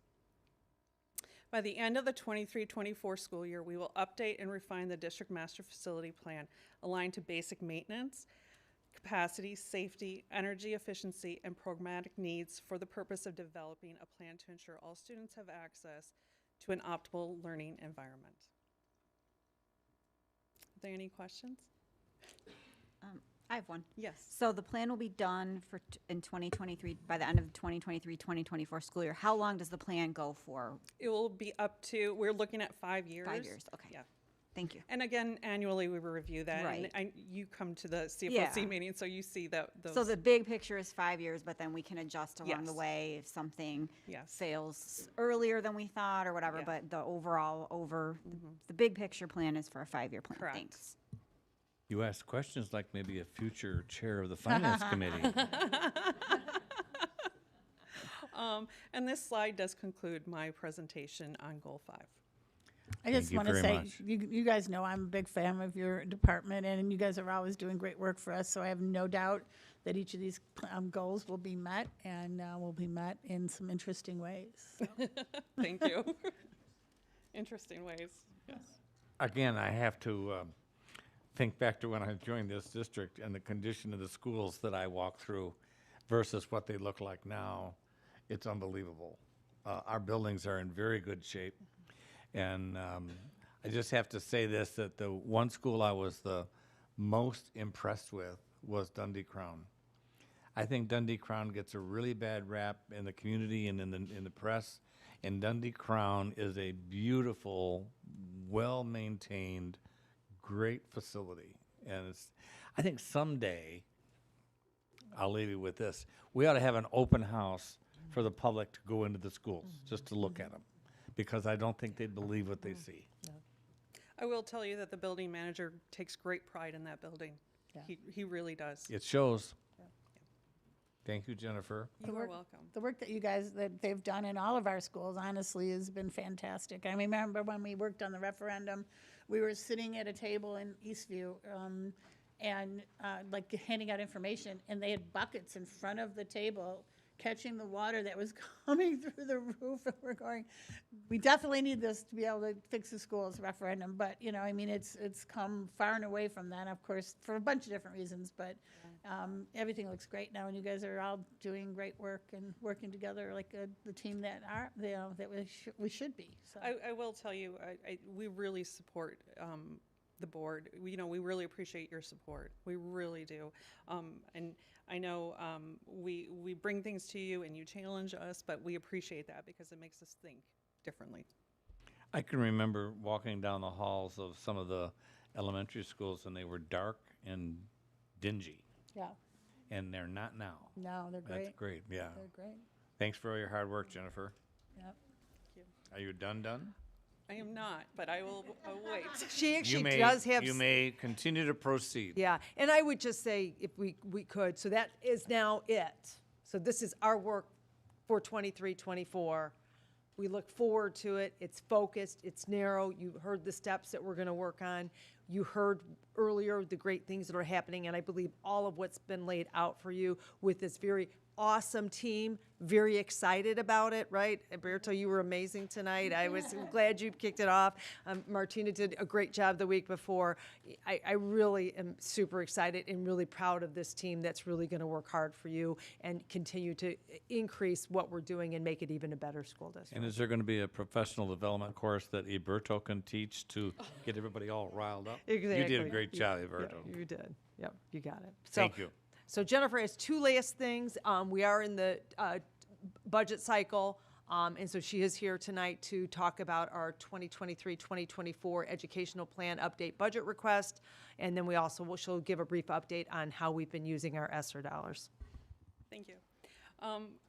First of all, I'm going to tee this off. I wasn't planning on speaking about this, but Mr. Mora, kind of brought something up that's research-based, is that, the earlier you start hiring for those key positions, the better. And I think that falls in line exactly with what we're going to talk to you about tonight.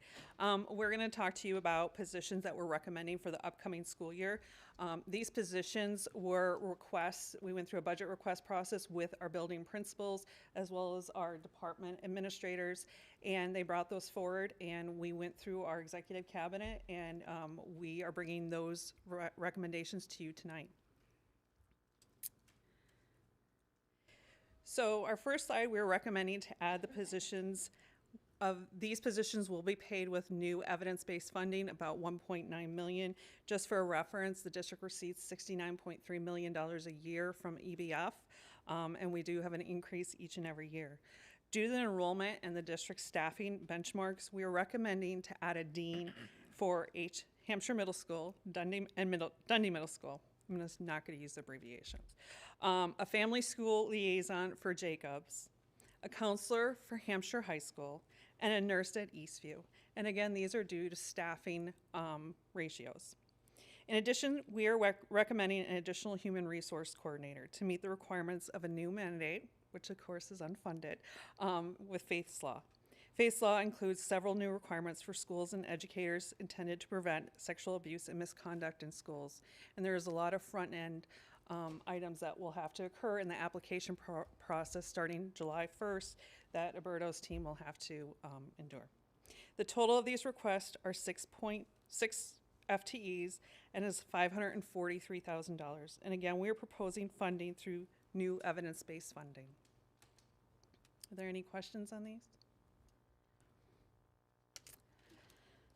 The next slide includes positions requested utilizing blending funding between grant funding and again by EBF funding. Because of the pragmatic changes that are related to sections of pre-K moving from Parkview to DeLacy, we are recommending one TOSA, Teacher on Special Assignment, for the 23-24 school year to assist with that transition. We are also requesting an education compliance coordinator to assist with IEP compliance and as a district-wide resource for programming based on individual student needs. And last but not least, utilizing blended funding, we are recommending adding a college and career readiness coordinator. This position will function as a resource for administrators and building staff throughout the district and proactively partner with outside businesses and agencies in the development of internships, partnerships, scholarship opportunities, and dual credit programming that supports the college and career readiness indicators and endorsements. This is a total of 3.0 FTE, and the total is $339,000 between the two funding sources. Are there any questions on this? Just a comment. I don't want anyone to think that the fact that the board has absolutely no questions to be misunderstood. We have been briefed on this previously, and so we've asked our questions, and I'm sure we'll get further questions as it proceeds through the budget process, but I don't want you to think that we're just sitting here and doing whatever. We have been briefed on this. We're fully aware of what it is and have been supportive of these recommendations. And I just want to also, just as she's indicated up there, you can stay on any slide, you know, all of these align with our strategic plan, so that's part of the process as well, too. How is it fitting into what we've defined as what would help us be more impactful with the strategic plan? Jennifer, can you give a brief explanation of what evidence-based funding is? Evidence-based funding, that is our state funding that's based on our enrollment and it's based also on what level we are as far as adequacy. Okay, so it's a combination, it's not just, okay, thank you.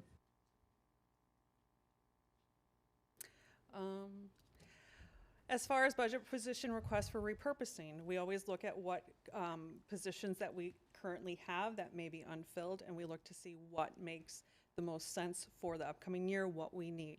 And so these are positions that we are repurposing funds for, whether it be positions or other funds. We are looking for a Perry Dean. This position will assist with other positions that have moved out of that building due to attrition, and it will be there to support the students at Perry. We are asking for an assessment coordinator for the data and assessment team to assist in the creation of predictive models for multiple groups, development of all KPI dashboards for the strategic plan, internal and external use. And I think that was very key from the presentations you guys heard tonight and from last board meeting. We're also requesting a financial reporting analyst to assist myself and the finance department with data gathering and summary preparation. This role would be directly related to the educational return on investment work that I discussed earlier. And finally, we are recommending the hiring of an additional electrician focused on low voltage. The district has numerous needs for low voltage work for our maintenance, IT, and security departments. After analyzing the expenditures of using contractors, we have determined that it is advantageous for us to hire our own in-house electrician. The total request on all three of these slides nets to 6 because of the repurposing of other positions. Are there any other questions? That will be a licensed electrician, correct? Correct. Yes. Just clarifying for public. Anybody else? Next steps, tonight you'll vote on these proposed budget requests, and then we will post those positions to attract the best qualified candidates. In April, I will bring back a financial review and preliminary education plan, and we'll talk about proposed capital projects for 2024.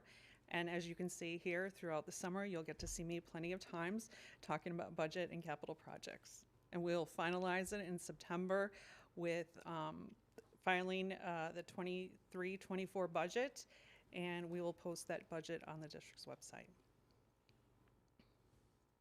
Any other comments, questions? Are you done now, Jennifer? I am done. Hey, Katie. No, I got one more.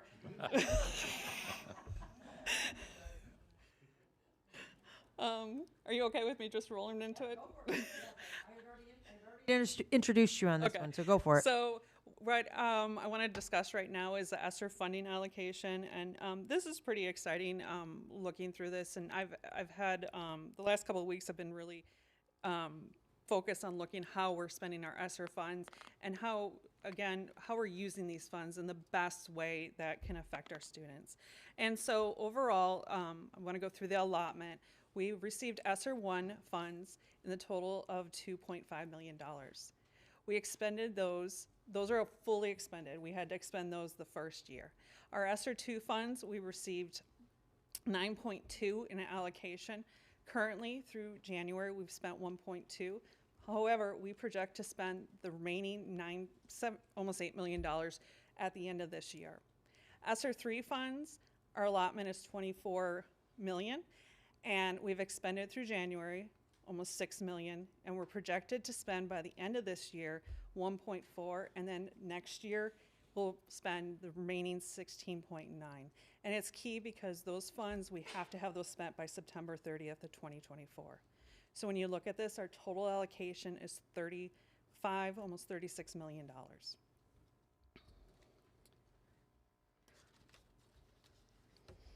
What have CUSD 300 invested in? We've invested in learning loss, primary classroom specialists, ELA and math interventionists. Those support the middle school and high school math and literacy buildings, or literacy support, as well as academic classroom tutors. Para is working with the oversight of classroom teachers for core content areas. We've also, the new curriculum that you've adopted, we are also paying for that new curriculum with our ESSER funds.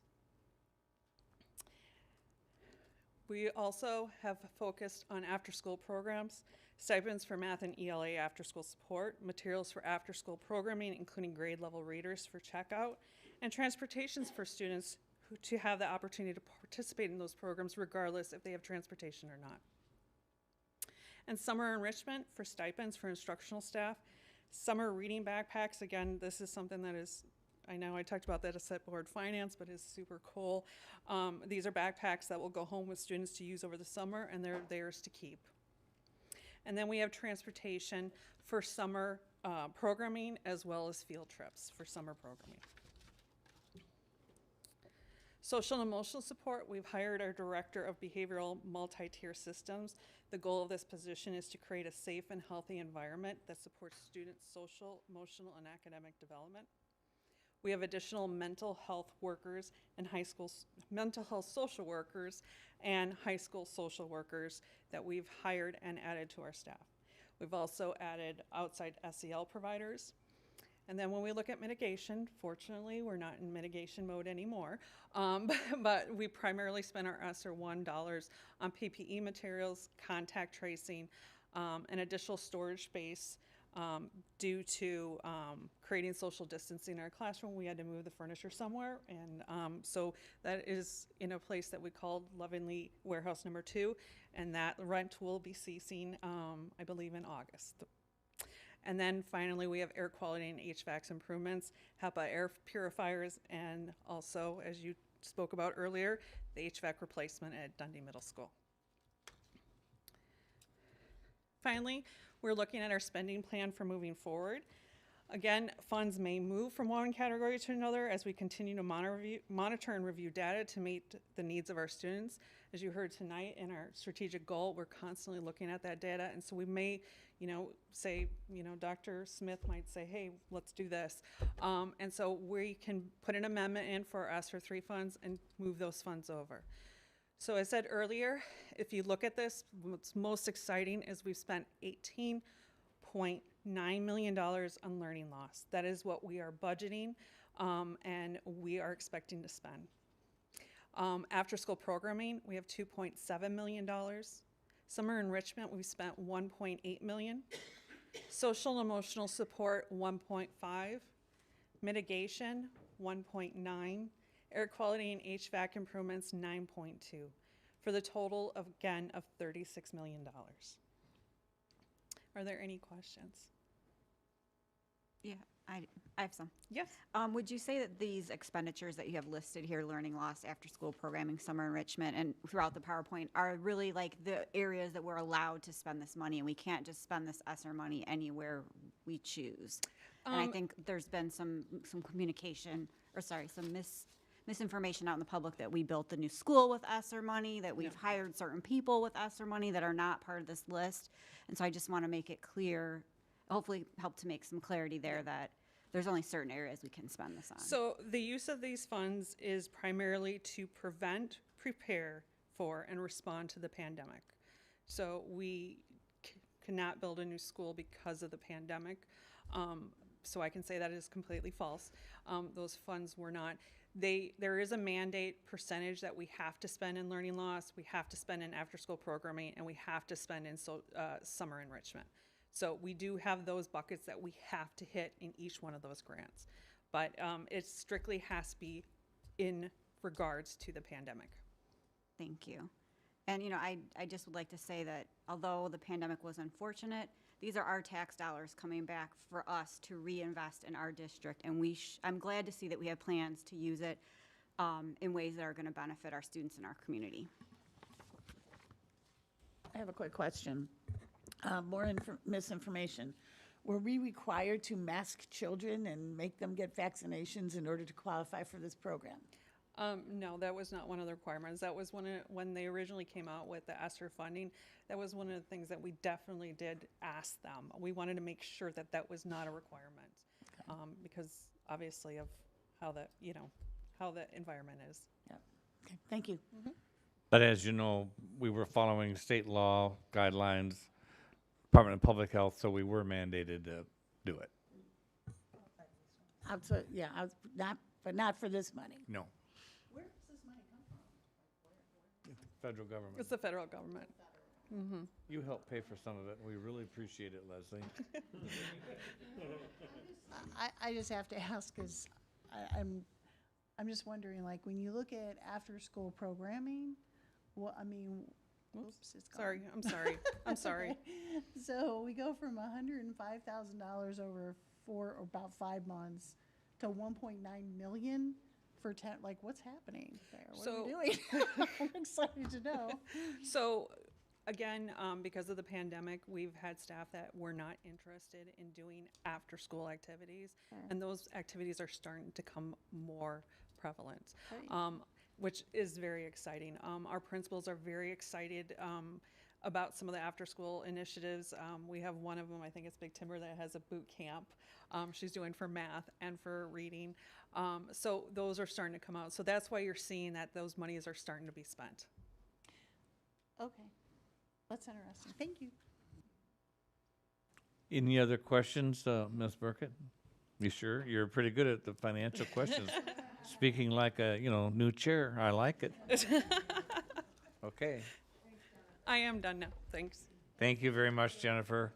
And Good job. Not quite as good as Eberto, but not bad. Yeah. Okay. And that concludes the very, very, very long superintendent's report, but very, very good and very well done. Dr. Harkin, do you have anything else? Nope, that's it. All right, we are now on item 12. And as a note to those in attendance, both virtually and in person, Some of these items, in fact, most of these items have been vetted through either the Finance Committee or the Construction Facilities Oversight Committee, which is why there may not be a need for any current discussion. I also have to say that we need a new name because this is a combined committee now, and they're not two separate committees. We're all in one. Operations.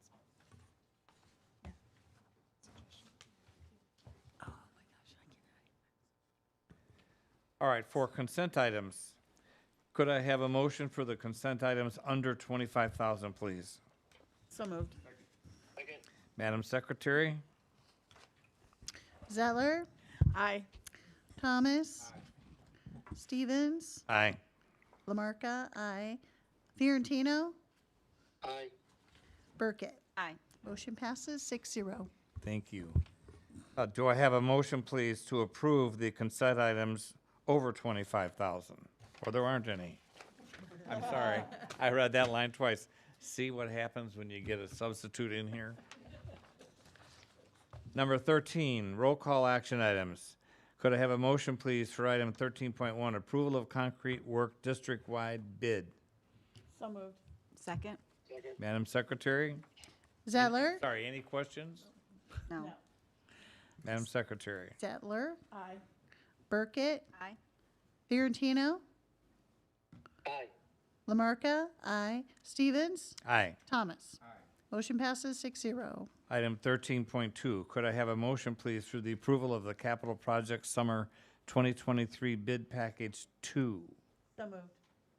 Second. Madam Secretary? Zettler, Aye. Fiorentino, Aye. Burkett, Aye. Stevens, Aye.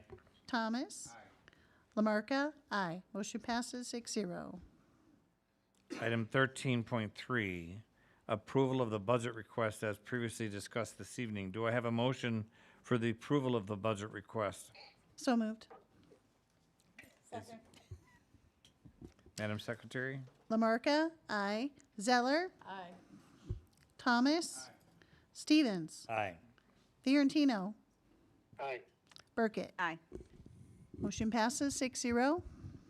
Item 13.4, could I have a motion, please, for the approval of the DMS electrical change order? So moved? Madam Secretary? Tell who motions. Me. Oh, okay. Burkett, Aye. Thomas, Lamarca, aye. Fiorentino, Aye. Zettler, Aye. Stevens. Aye. Motion passes 6-0. Item 13.5, could I have a motion, please, for the approval of the renewal of alternative education service contract? So moved. Second? Madam Secretary? Zettler, Aye. Burkett, Aye. Lamarca, aye. Stevens, Aye. Thomas, Fiorentino. Aye. Motion passes 6-0. Item 13.6, could I have a motion, please, for the approval of the NIA renewal services and fee contract? So moved. Second? Madam Secretary, is there any discussion? Yell at me if you want to discuss it, please. Yeah. Mr. Stevens? Yes. Wait, hold on. Dr. Harkin? Mr. Fiorentino wants to say something.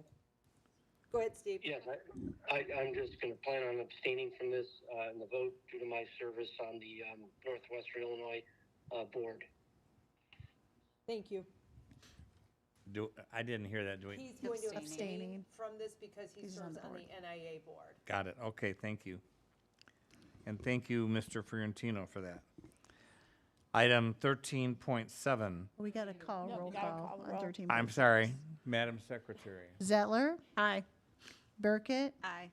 Fiorentino, Abstain? Lamarca, aye. Stevens, Aye. Thomas. I don't know how to say that. Can I go Motion forward passes now? 5-0. Can I go forward now? 501. Item 13.7, could I have approval for the renewal of the Student Information System subscription? Second. Any discussion? Madam Secretary? Thomas, Zettler, Aye. Burkett, Aye. Lamarca, aye. Stevens? Aye. Fiorentino? Aye. Motion passes 6-0. Item 13.8, could I have approval, please, for the renewal of the Student Mentor Transitions Program contract? So moved. Second. Is there any discussion? Madam Secretary? Zeller? Aye. Burkett? Aye. Fiorentino? Aye. Stevens? Aye. Thomas? Lamarca, aye. Motion passes 6-0. Item 13.9, could I have a motion, please, for the renewal and approval of the College and Career Readiness System? So moved. Second. Any discussion? Madam Secretary? Zeller? Aye. Lamarca, aye. Burkett? Aye. Fiorentino? Aye. Stevens? Aye. Thomas? 6-0 pass. Item 13.1, approval of the CTE program cosmetology contract extension. So moved, but it's 13.10, Joe. I'm sorry, 13.10. So moved. Zeller? discussion? Oh, sorry. No. Okay, you sure, Nancy? Yes, I'm sure. Okay, good. Madam Secretary? Zettler? Aye. Thomas? Stevens? Aye. Lamarca, aye. Fiorentino? Aye. And Burkett? Aye. Motion passes 6-0. Item 13.11. Could I have a motion, please, for the renewal and approval of the professional development services contract? So moved. Any discussion? No, thank you. Madam Secretary? Zeller? Aye. Thomas? Stevens? Aye. Fiorentino? Aye. Lamarca, aye. Burkett? Aye. Motion passes 6-0. Item 13.12. Could I have a motion, please, for the approval of the 6-8 Spanish language arts and 9 through 12 French curriculum display?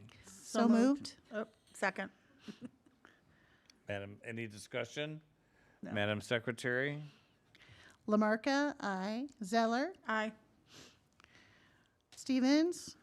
Aye. Fiorentino? Aye. Burkett? Aye. And Thomas? Motion passes 6-0.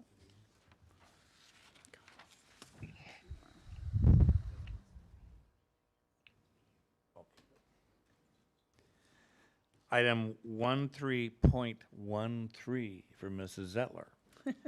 Could I have approval, please, for the renewal and approval of the IHSA Athletic Membership Agreement? So moved. Any discussion? Nope. Madam Secretary? Zeller? Aye. Thomas? Burkett? Aye. Lamarca, aye. Stevens? Aye. Fiorentino? Aye. Motion passes 6-0. Item 13.14, I have a resolution I need to read.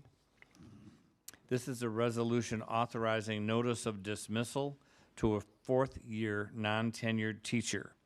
Whereas the Board of Education of the Community Unit School District 300, Kane, McHenry, Cook, and DeKalb Counties, Illinois, referred to as the district, has received reports and recommendations from members of administration concerning the performance of a fourth-year non-tenured teacher, and whereas such reports and recommendations indicate that the board should dismiss such teacher effective at the close of the 2022-2023 school term, now therefore be it resolved by the Board of Education Community Unit School District 300 as follows. That pursuant to Section 5/24-11 of the Illinois School Code, Cassandra L. Grabowski, a fourth-year non-tenured teacher, shall not be reemployed for the following school term and is hereby dismissed as an employee of the board effective at the end of the present 2022-2023 school term for the reasons as stated in Exhibit 1 attached hereto and made a part thereof. Hereof.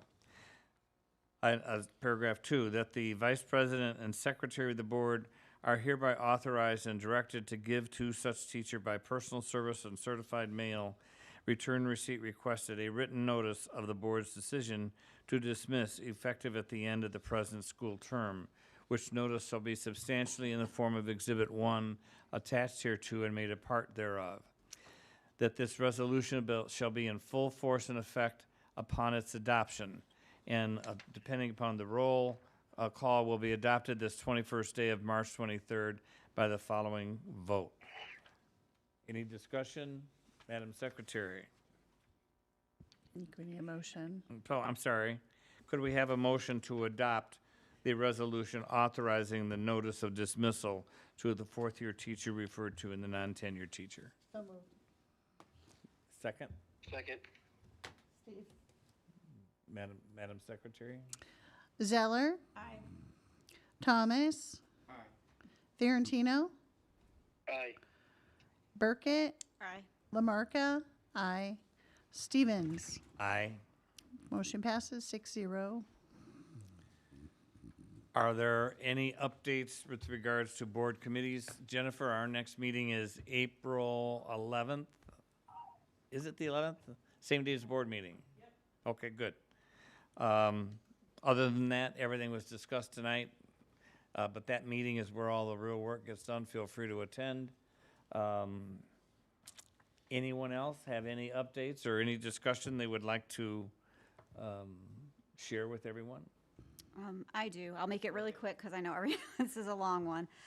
Yesterday, I attended Representative Anna Muller's Education Advisory Committee meeting, which was exciting to hear that tentatively in the governor's fiscal year budget, there are going to be heavy investments made in early education and K-12 education that will be really exciting if they make it through for the district. Thank you for going. Thank you for that information. All right, anything else? We are not going back into closed session. I would like to thank everyone who participated in the meeting tonight. I would like to thank the officers who are here, and for Todd and Casey in the back. Thank you for all you've done. Do I have a motion to adjourn this meeting? So second. Madam Secretary. I have no ideas. Okay. Thomas. Zettler. Aye. Stevens. Aye. Lamarca. Aye. Fiorentino. Aye. Burkett. Aye. Motion passes 6-0. We are adjourned. Oh, gee.